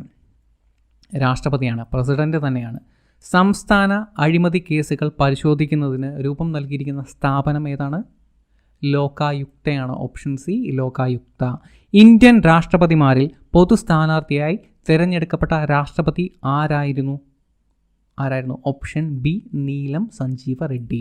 ഇന്ത്യൻ രാഷ്ട്രപതി രാംനാഥ് കോവിന്ദിൻ്റെ ജന്മദേശം ഏതാണ്? ഇദ്ദേഹം ഉത്തർപ്രദേശുകാരൻ. എത്രാമത്തെ രാഷ്ട്രപതിയാണ്? 14ാമത്തെ രാഷ്ട്രപതിയാണ്. ആര്? രാംനാഥ് കോവിന്ദ്. നമുക്കറിയാം ഇന്ത്യയിൽ ഒരുപാട് പേര് പ്രൈം മിനിസ്റ്റർ അഥവാ പ്രധാനമന്ത്രി ആയിട്ടുണ്ട് ഉത്തർപ്രദേശിൽ നിന്ന്. പക്ഷേ ആദ്യത്തെ പ്രസിഡൻ്റാണ് ഈ പറഞ്ഞ രാംനാഥ് കോവിന്ദ്. ഇദ്ദേഹം പ്രസിഡൻ്റ് ആവുന്നതിന് മുമ്പ് ബീഹാറിൻ്റെ ഗവർണറായിട്ട് സേവനം അനുഷ്ഠിച്ചിട്ടുണ്ട്. പോക്സോ നിയമത്തിൻ്റെ ഉദ്ദേശം എന്താണ്? ഓപ്ഷൻസ് വായിച്ചു നോക്കുക. ഇതിൻ്റെ ആൻസർ കുട്ടികൾക്കെതിരെയുള്ള അക്രമം തടയുക എന്നുള്ളതാണ് പോക്സോ നിയമത്തിൻ്റെ ഉദ്ദേശം. 2003 89ാം ഭരണഘടനാ ഭേദഗതിയുടെ പ്രസക്തി എന്താണ്? ഓപ്ഷൻസ് ശരിക്കും വായിച്ചു നോക്കുക. ഇതിൻ്റെ ആൻസർ ഓപ്ഷൻ ബി, പട്ടികവർഗക്കാർക്ക് വേണ്ടിയിട്ട് പ്രത്യേക ദേശീയ കമ്മീഷൻ രൂപീകരിച്ചു. പട്ടികവർഗക്കാർക്ക് വേണ്ടിയിട്ട് മാത്രമല്ല, പട്ടികജാതിക്കാർക്കും പട്ടികവർഗക്കാർക്കും വേണ്ടിയിട്ട് പ്രത്യേക ദേശീയ കമ്മീഷൻ വരുന്നത് 2003 89ാം ഭരണഘടനാ ഭേദഗതി വഴിയാണ്. ദേശീയ മനുഷ്യാവകാശ കമ്മീഷൻ ചെയർപേഴ്സൺ ആരാണ്? ഓപ്ഷൻസ് വായിച്ചു നോക്കുക. കറണ്ട് അഫയർ ചോദ്യമാണ്. ആരാണ്? ജസ്റ്റിസ് എച്ച് എൽ ദത്തു ആണ് ദേശീയ മനുഷ്യാവകാശ കമ്മീഷൻ്റെ ചെയർപേഴ്സൺ. ഇപ്പോഴത്തെ ദേശീയ മനുഷ്യാവകാശ സമിതി നിലവിൽ വന്നത് ഏത് വർഷമാണ്? 1993. ഓപ്ഷൻ എ ആണ് ഇവിടെ ആൻസർ. എന്തെല്ലാം കൂടിച്ചേരുന്നതാണ് ഇന്ത്യൻ പാർലമെൻറ്റ്? എന്തൊക്കെയാണ്? രാജ്യസഭ, ലോകസഭ, രാഷ്ട്രപതി. ഇവ മൂന്നും കൂടിച്ചേരുന്നതാണ് ഇന്ത്യൻ പാർലമെൻറ്റ്. ഓപ്ഷൻ ഡി ആണ് ഇവിടെ ആൻസർ. ഇന്ത്യൻ ഭരണഘടനയെ ലോയേഴ്സ് പാരഡൈസ് എന്ന് വിശേഷിപ്പിച്ചത് ആരാണ്? സർ ഐവർ ജെന്നിങ്സ് ആണ്. ഓപ്ഷൻ സി ആണ് ഇവിടെ ആൻസർ. ഇന്ത്യൻ ഭരണഘടനയെ ഭരണഘടനാ നിർമ്മാണ സമിതി അംഗീകരിച്ചത് എന്നാണ്. ഓൾറെഡി നമ്മളൊന്ന് കണ്ട ചോദ്യമാണ്. എന്തായിരുന്നു ഇതിൻ്റെ ആൻസർ? 1949 നവംബർ 26. ഇന്ത്യൻ ഭരണഘടന നിലവിൽ വന്നത് എന്ന് ചോദിച്ചു കഴിഞ്ഞാൽ എന്നാണ്? 1950 ജാനുവരി 26. ഈ രണ്ട് ചോദ്യങ്ങൾ കൂടിയും കൺഫ്യൂഷൻ ആകരുത്.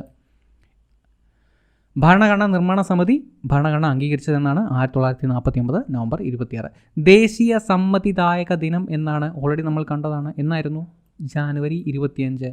സംസ്ഥാന മന്ത്രിസഭയിലെ അംഗങ്ങൾക്ക് സത്യപ്രതിജ്ഞ ചൊല്ലിക്കൊടുക്കുന്നത് ആരാണ്? സംസ്ഥാന മന്ത്രിസഭ ആരാണ് സത്യപ്രതിജ്ഞ ചൊല്ലിക്കൊടുക്കുന്നത്? ഗവർണറാണ്. ഗവർണർ, അതാത് സ്റ്റേറ്റിലെ ഗവർണേഴ്സ്. രാഷ്ട്രപതിയുടെ ഇംപീച്ച്മെൻറ്റിനെ പറ്റി പ്രതിപാദിക്കുന്ന ഭരണഘടനാ അനുച്ഛേദം ഏതാണ്? അദ്ദേഹത്തിൻ്റെ ഇംപീച്ച്മെൻറ്റിനെ പറ്റി പറയുന്ന ആർട്ടിക്കിൾ 61 രാഷ്ട്രപതിയുടെ ഇംപീച്ച്മെൻറ്റിനെ പറ്റി പറയുന്നത്. ഭരണഘടനയുടെ ആമുഖം ഡ്രാഫ്റ്റിംഗ് കമ്മിറ്റിക്ക് മുൻപിൽ അവതരിപ്പിച്ചത് ആരാണ്? ജവഹർലാൽ നെഹ്റു ആണ്. എന്നാണ് അവതരിപ്പിച്ചത്? 1946 ഡിസംബർ 13 അദ്ദേഹം ഡ്രാഫ്റ്റിംഗ് കമ്മിറ്റിക്ക് മുമ്പിൽ പ്രിയാമ്പിളുടെ ഡ്രാഫ്റ്റ് അഥവാ ആമുഖത്തിൻ്റെ ഡ്രാഫ്റ്റ് സമർപ്പിക്കുന്നത്. താഴെ തന്നിരിക്കുന്നവയിൽ ഏത് വിഷയമാണ് കൺകറന്റ് ലിസ്റ്റിൽ ഉൾപ്പെട്ടിട്ടുള്ളത്? കൺകറന്റ് ലിസ്റ്റിൽ പെടുന്നത് ഏതെന്നുള്ളതാണ് ചോദ്യം. ഓപ്ഷൻസ് വായിച്ചു നോക്കാം. ഇതിൻ്റെ ആൻസർ എന്താണ്? വനങ്ങളാണ്. ഓപ്ഷൻ ഡി വനങ്ങളാണ്. ആദ്യം സ്റ്റേറ്റ് ലിസ്റ്റിലായിരുന്നു ഉണ്ടായിരുന്നത്, പിന്നീട് കൺകറന്റ് ലിസ്റ്റിലായി. പിന്നീട് സെൻട്രൽ ഗവൺമെൻറ്റിനും സ്റ്റേറ്റിനും ഒരുമിച്ച് തീരുമാനം എടുക്കാം എന്നുള്ള അവസ്ഥയായി. ദേശീയ മനുഷ്യാവകാശ കമ്മീഷൻ നിലവിൽ വന്ന വർഷം ഏതാണ്? 1993. പ്രധാനമന്ത്രിയെ രാഷ്ട്രപതി നിയമിക്കുന്നത് ഏത് അനുച്ഛേദ പ്രകാരമാണ്? ആർട്ടിക്കിൾ 75. പ്രൈം മിനിസ്റ്ററെ പറ്റി പറയുന്ന ആർട്ടിക്കിൾ ഏതെന്ന് ചോദിച്ചു കഴിഞ്ഞാൽ ഏതാണ്? ആർട്ടിക്കിൾ 75. അതുപോലെ തന്നെ ഇദ്ദേഹത്തിൻ്റെ കൂടുതലുള്ള മന്ത്രിസഭയെ പറ്റി പറയുന്ന ആർട്ടിക്കിൾ, ഒരു മന്ത്രിസഭ എന്ന് പറഞ്ഞു കഴിയുമ്പോഴത്തേക്ക് കുറേയധികം മന്ത്രിമാരുണ്ടാവല്ലോ, അവരെ പറ്റി പറയുന്ന ആർട്ടിക്കിൾ ഏതെന്ന് ചോദിച്ചു കഴിഞ്ഞാൽ അത് 74. വിവരാവകാശ നിയമം നിലവിൽ വന്നത് എന്നാണ്? ഓപ്ഷൻസ് വായിച്ചു നോക്കുക. നിലവിൽ വന്നത് എന്നാണ്? 2005 ഒക്ടോബർ 12. ഭരണഘടനാ നിർമ്മാണ സഭയിലെ മൗലിക അവകാശ ഉപസമിതി അധ്യക്ഷൻ ആരായിരുന്നു? ഉപസമിതിയുടെ അധ്യക്ഷൻ, മൗലിക അവകാശ ഉപസമിതി അധ്യക്ഷൻ ആരായിരുന്നു?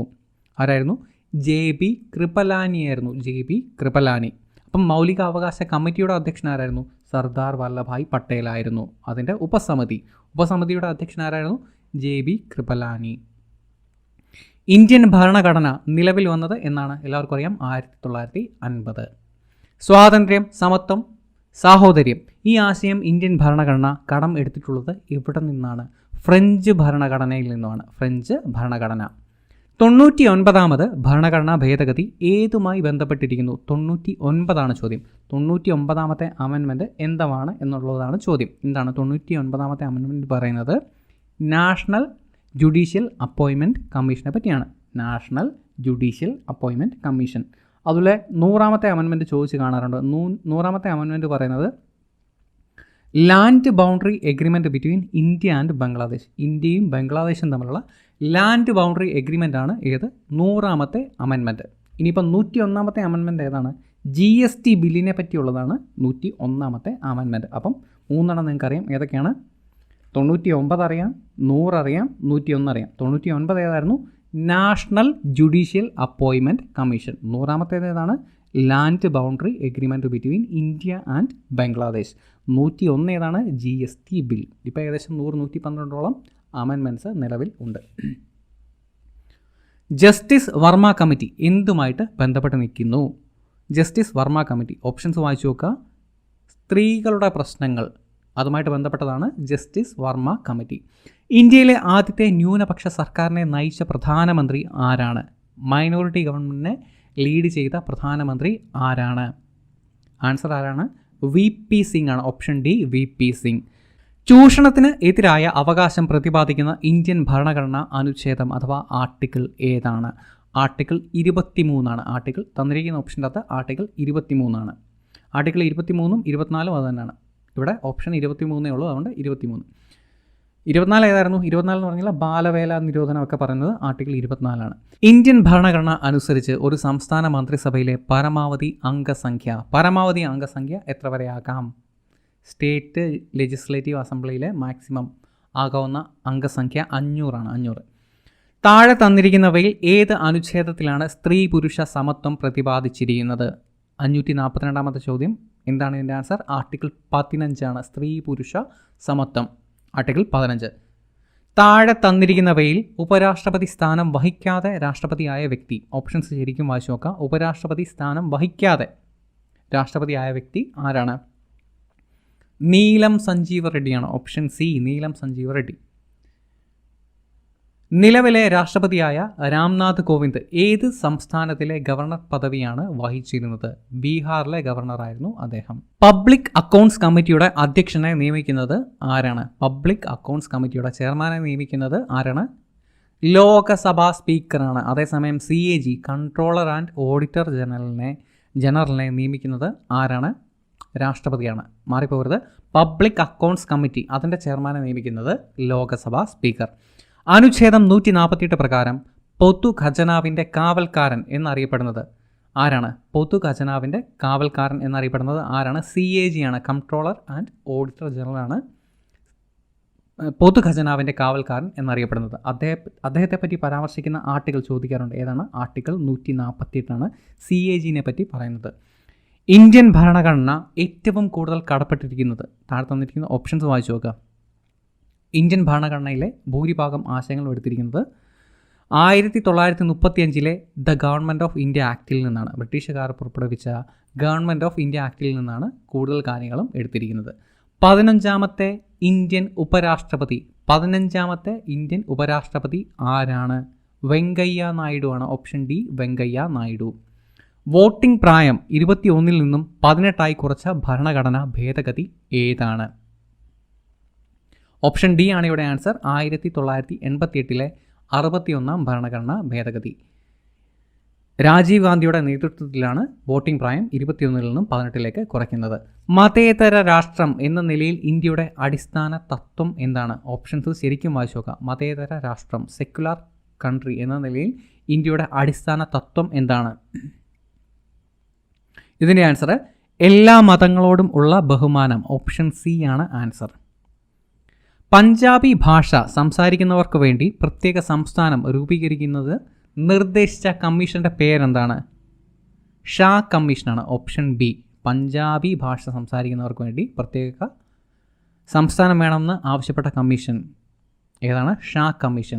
പഞ്ചായത്തുകൾക്ക് ഭരണഘടനാ പദവി നൽകണമെന്ന് നിർദ്ദേശിച്ച പാർലമെൻറ്റ് കമ്മിറ്റിയുടെ അധ്യക്ഷൻ ആരായിരുന്നു എന്നാണ് ചോദ്യം.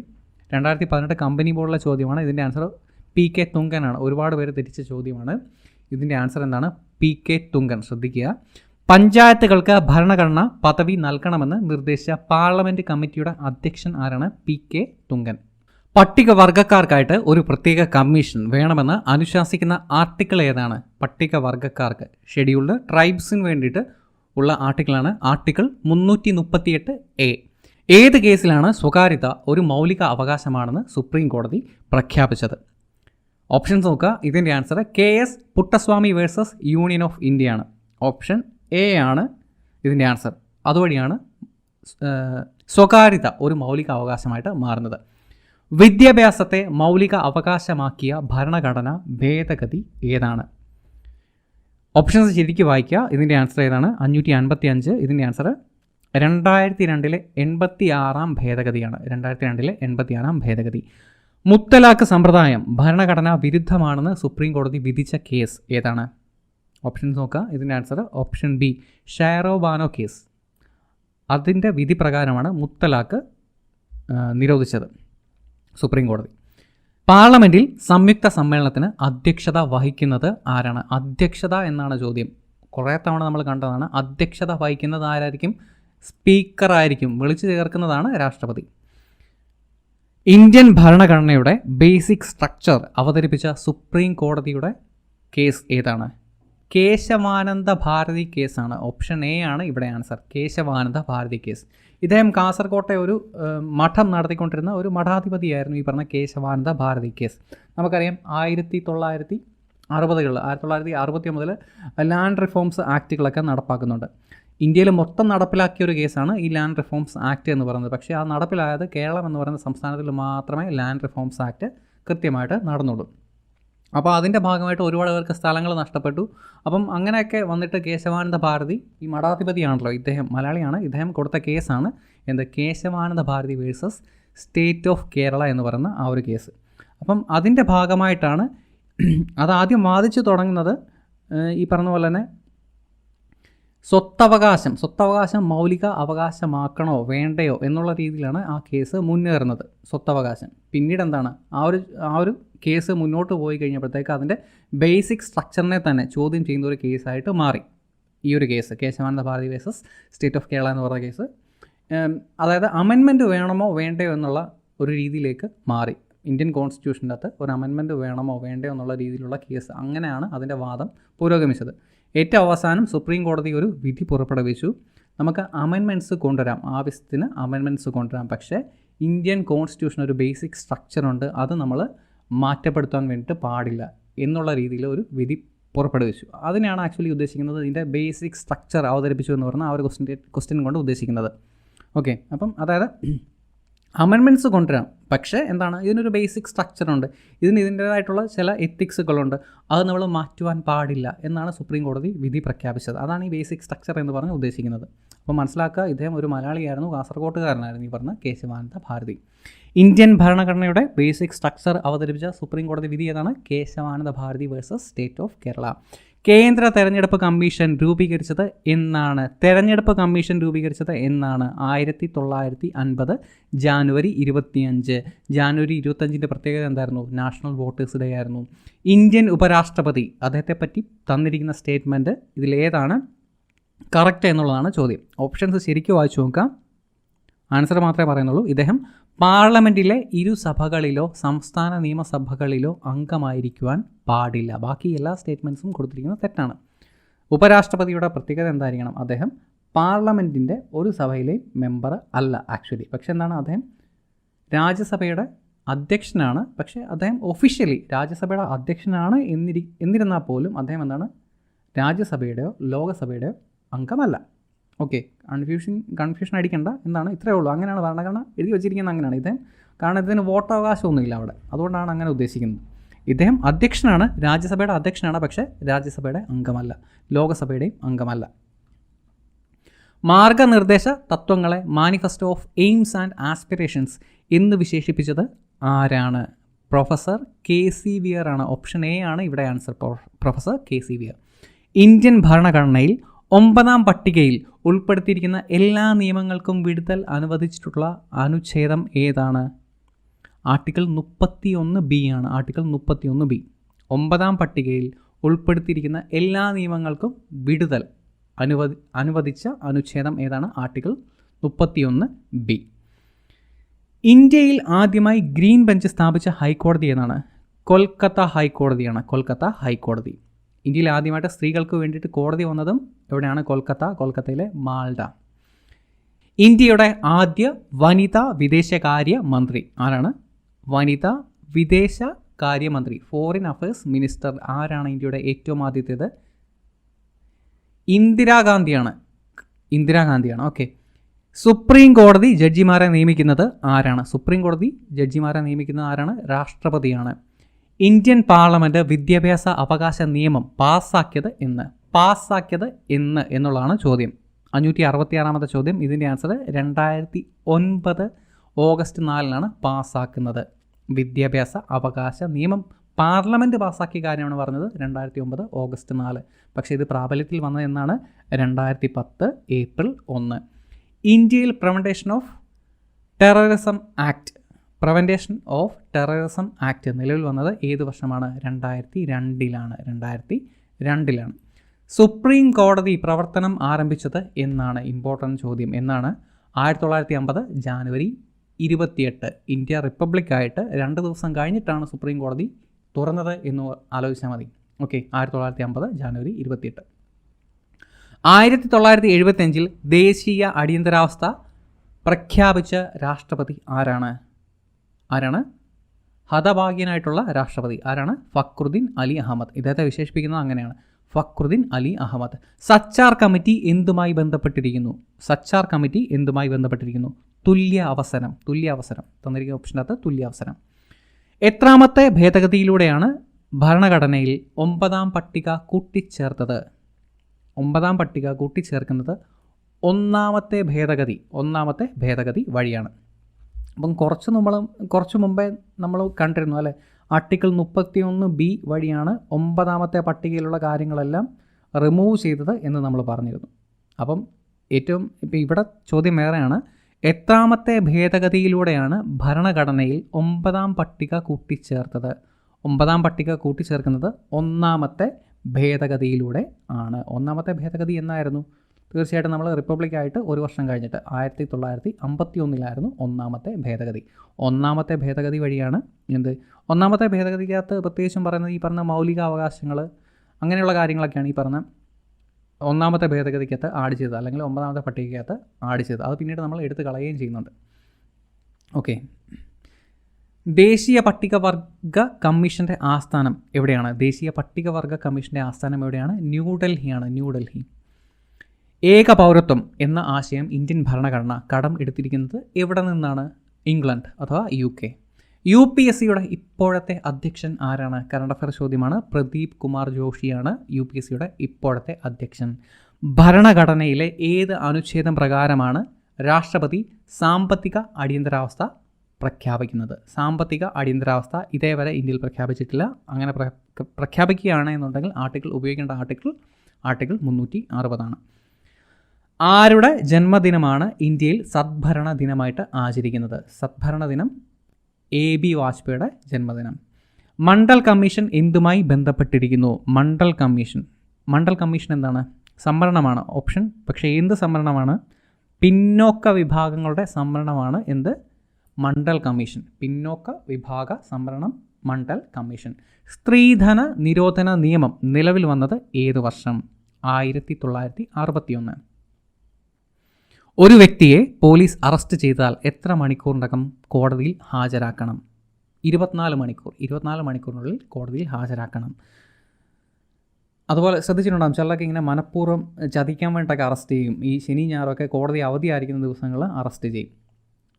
അങ്ങനെയൊക്കെയുണ്ട്. ഈ രാജൻ കേസ് അങ്ങനെയൊക്കെയുള്ള കേസുകളുണ്ട്. ഇവരെ എന്താണ് അത്രയും സമയം ഇവർക്ക് ചോദ്യം ചെയ്യാനൊക്കെ വേണ്ടി സാധിക്കും. കോടതി അവധിയാണല്ലോ. അപ്പം പക്ഷേ ഒരാളെ അറസ്റ്റ് ചെയ്ത് കഴിഞ്ഞാൽ, അല്ലാത്തപ്പോൾ ഒരാളെ അറസ്റ്റ് ചെയ്ത് കഴിഞ്ഞാൽ 24 മണിക്കൂറിനുള്ളിൽ ഹാജരാക്കണം എന്നാണ്.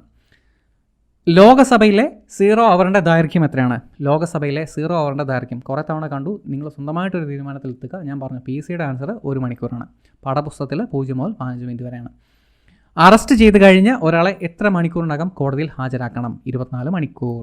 ഇന്ത്യൻ ഭരണഘടനയുടെ 3ാം ഭാഗത്തിൽ പ്രതിപാദിക്കുന്നത് എന്തിനെ പറ്റിയാണ്? 3ാം ഭാഗം മൗലിക അവകാശം.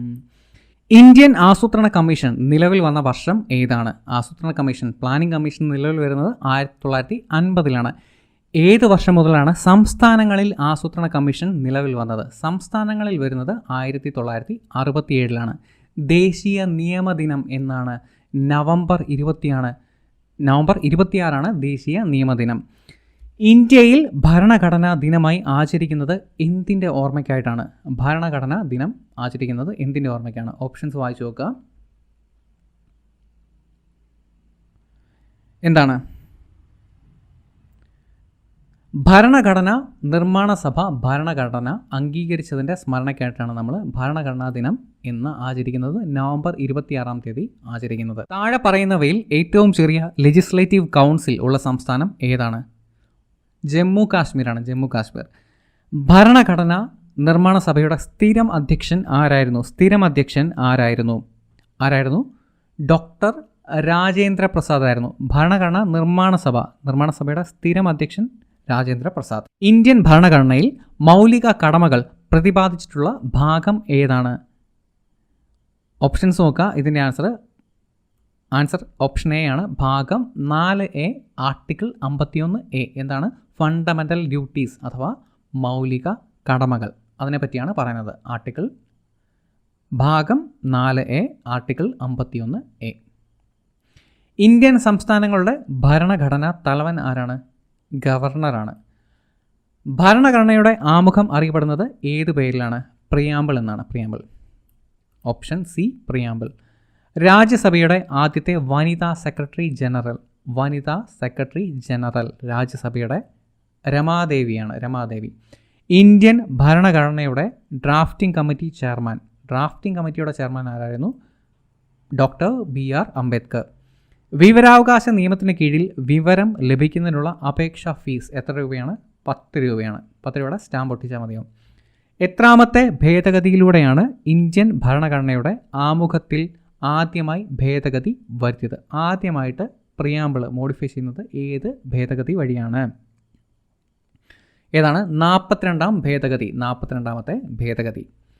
ആർട്ടിക്കിൾ 253 കീഴിൽ ഇന്ത്യ ഗവൺമെൻറ് പരിസ്ഥിതി സംരക്ഷണ നിയമം നടപ്പിലാക്കിയ വർഷം. അപ്പം മനസ്സിലാക്കേണ്ട കാര്യം, ആർട്ടിക്കിൾ 253 എന്താണ്? പരിസ്ഥിതി സംരക്ഷണവുമായിട്ട് ബന്ധപ്പെട്ടതാണ് ആർട്ടിക്കിൾ 253. ആർട്ടിക്കിൾ 253 കീഴിൽ ഇന്ത്യ ഗവൺമെൻറ് പരിസ്ഥിതി സംരക്ഷണ നിയമം നടപ്പിലാക്കിയ വർഷം ഏതാണ്? 1986. അപ്പം മനസ്സിലാക്കേണ്ട രണ്ട് കാര്യങ്ങളുണ്ട്. പരിസ്ഥിതി സംരക്ഷണം, അതുമായിട്ട് ബന്ധപ്പെട്ട ആർട്ടിക്കിൾ ഏതാണ്? 253. അപ്പം അതുമായിട്ട് ബന്ധപ്പെട്ട നിയമം നടപ്പിലാക്കിയത് ഏത് വർഷമാണ്? 1986. സിക്കിം എന്ന സംസ്ഥാനത്തെ ഇന്ത്യൻ യൂണിയനിലേക്ക് കൂട്ടിച്ചേർത്ത ഭരണഘടനാ ഭേദഗതി ഏതാണ്? അമെൻമെൻറ്റ് ഏതാണ്? 597ാമത്തെ ചോദ്യം. ഇതിൻ്റെ ആൻസർ എന്താണ്? ഓപ്ഷൻ സി ആണ്. 35, 36 എന്ന് പറയുന്ന അമെൻമെൻറ്റ്സ് വഴിയാണ് സിക്കിം ഇന്ത്യൻ യൂണിയനിൽ കൂട്ടിച്ചേർക്കുന്നത്. രാഷ്ട്രപതിയുടെ പൊതുമാപ്പിനെ പറ്റി പറയുന്ന ഭരണഘടനാ വകുപ്പ് ഏതാണ്? പൊതുമാപ്പിനെ പറ്റി പറയുന്ന ആർട്ടിക്കിൾ ഏതാണ്? 72. ഓപ്ഷൻ സി ആണ് ആൻസർ. ആർട്ടിക്കിൾ 72 പൊതുമാപ്പ്. താഴെ പറയുന്നവയിൽ ഏതാണ് ആദ്യമായി ലോകസഭയിൽ അവതരിപ്പിക്കുന്ന ബിൽ, അല്ലെങ്കിൽ ലോകസഭയിൽ ഏറ്റവും ആദ്യം അവതരിപ്പിക്കേണ്ടുന്ന ബില്ല് ഏതാണ്? ധനബില്ല് അഥവാ മണി ബിൽ. ഓപ്ഷൻ എ ആണ് ആൻസർ. ഇന്ത്യയെ ഒരു സ്വതന്ത്ര പരമാധികാര രാജ്യമായി പ്രഖ്യാപിച്ചുകൊണ്ട് നിലവിൽ വന്ന നിയമം ഏതാണ്? ഓപ്ഷൻസ് വായിച്ചു നോക്കാം. Indian independence act 1947. Option B ആണ്. Indecent representation of women prohibition act പാസ്സാക്കിയത് എന്നാണ്? ഇൻഡീസൻറ്റ് റെപ്രസെൻറ്റേഷൻ ഓഫ് വുമൺ, ആ നിയമം പാസ്സാക്കുന്നത് 1986. ഓപ്ഷൻ ഡി ആണ് ആൻസർ. 2013 ഓഗസ്റ്റ് 20 ലോകസഭ പാസ്സാക്കിയ ദേശീയ ഭക്ഷ്യസുരക്ഷാ ബില്ല്, ആ ബില്ല് ഏത് എന്നുള്ളതാണ് ചോദ്യം. ഭക്ഷ്യസുരക്ഷാ ബില്ല് പാസ്സാക്കുന്നത് 2013, പക്ഷേ ബില്ല് എടുത്ത് ചോദിച്ചിട്ടുണ്ട്. ഇതിൻ്റെ answer bill number 109, 2013. Bill number 109, 2013. Indian ഭരണഘടന അനുവദിച്ചിട്ടുള്ള നിർദ്ദേശക തത്വങ്ങൾ ഡയറക്റ്റീവ് പ്രിൻസിപ്പിൾസിൻ്റെ എണ്ണം എത്ര? 20 എണ്ണമാണ്. ഡയറക്റ്റീവ് പ്രിൻസിപ്പിൾസിൻ്റെ അകത്ത് പറയുന്നത് 20 എണ്ണം നിർദ്ദേശക തത്വങ്ങൾ. ഇതൊരിക്കലും നമുക്ക് കോടതിയിൽ വാദിക്കാൻ വേണ്ടി സാധിക്കില്ല. നിർദ്ദേശക തത്വങ്ങൾക്കകത്ത് ഒരുപാട് കാര്യങ്ങൾ പറയുന്നുണ്ട്. എല്ലാവർക്കും ഫ്രീ ആയിട്ടുള്ള ലോ, അതായത് നിയമത്തിൻ്റെ സേവനം എല്ലാവർക്കും ഫ്രീ ആയിട്ട് അവൈലബിൾ ആക്കണം. അതുപോലെ ശാസ്ത്രമായിട്ട് ബേസ് ചെയ്തിട്ടുള്ള എഡ്യൂക്കേഷൻ വേണം എല്ലാവർക്കും കൊടുക്കാൻ. അതുപോലെ സ്റ്റാറ്റ്യൂസിനെ നമ്മൾ റെസ്പെക്റ്റ് ചെയ്യണം. അങ്ങനെയുള്ള ഒരുപാട് കാര്യങ്ങൾ പറയുന്നുണ്ട്. അതായത് ഈ കാര്യങ്ങളൊന്നും, പക്ഷേ ഇതൊന്നും പാലിച്ചില്ല എന്നുണ്ടെങ്കിൽ പോലും നമുക്ക് ഇതൊരിക്കലും കോടതിയിൽ ക്ലെയിം ചെയ്യാൻ വേണ്ടി സാധിക്കില്ല. പിന്നെ എന്തിനാണ്? അതുപോലെ തന്നെ ഈ ഗോവധ നിരോധനം, അതൊക്കെ പറയുന്നത് ഏതിൻ്റെ അകത്താണ്? അതൊക്കെ പറയുന്നത് ഈ പറയുന്ന നിർദ്ദേശക തത്വത്തിൻ്റെ അകത്താണ്, അഥവാ ഡയറക്റ്റീവ് പ്രിൻസിപ്പിൾസിൻ്റെ അകത്താണ് ഈ പറയുന്ന കാര്യങ്ങളൊക്കെ പറയുന്നത്. ഇതൊക്കെ ഗാന്ധിജിയുടെ നിർദ്ദേശപ്രകാരം വന്ന കാര്യങ്ങളാണ്, ഈ ഡയറക്റ്റീവ് പ്രിൻസിപ്പിൾസൊക്കെ. അതായത് ഇന്ത്യ പിന്നീട് എപ്പോഴെങ്കിലും ഒരു ക്ഷേമരാഷ്ട്രം ആയി കഴിയുമ്പോഴത്തേക്ക് നമ്മൾ പാലിക്കേണ്ടുന്ന കുറച്ച് കാര്യങ്ങൾ എഴുതി വെച്ചിട്ടുണ്ട്. അതാണ് നിർദ്ദേശക തത്വം എന്ന് പറയുന്നത്. എത്ര എണ്ണമാണ് പറഞ്ഞിരിക്കുന്നത്? പ്രധാനമായിട്ടും 20 എണ്ണമാണ്. ഇന്ത്യൻ ഭരണഘടന അനുവദിച്ചിട്ടുള്ള നിർദ്ദേശക തത്വങ്ങളുടെ എണ്ണം എത്രയാണ്? 20 ആണ്. ഇന്ത്യൻ ഭരണഘടനയുടെ ഏത് വകുപ്പിലാണ് അഭിപ്രായ സ്വാതന്ത്ര്യത്തെ പറ്റി പരാമർശിക്കുന്നത്? ആർട്ടിക്കിൾ 19 ആണ്. Option A article 19. അപ്പോൾ 2 വീഡിയോസിലായിട്ട് നമ്മൾ ഏകദേശം ഒരു 600-604 ചോദ്യങ്ങൾ നമ്മൾ ഡിസ്കസ് ചെയ്തിട്ടുണ്ട്. തീർച്ചയായിട്ടും തുടക്കക്കാർക്കും അതുപോലെ തന്നെ 1-2 തവണയൊക്കെ റിവൈസ് ചെയ്ത ആളുകൾക്കും ഇത് പ്രയോജനപ്പെടുമെന്ന് വിചാരിക്കുന്നു. തീർച്ചയായിട്ടും നിങ്ങളുടെ അഭിപ്രായങ്ങളും നിർദ്ദേശങ്ങളൊക്കെ അറിയിക്കാം. ഇതിൻ്റെ PDF ആവശ്യമുള്ളവർക്ക് ഇൻസ്റ്റാമോജിൽ നിന്ന് ഡൗൺലോഡ് ചെയ്യാം. അതിൻ്റെ PDF ഇതിൻ്റെ ഡിസ്ക്രിപ്ഷനിൽ എൻ്റെ ലിങ്ക് കൊടുത്തേക്കാം. Thank you so much for watching.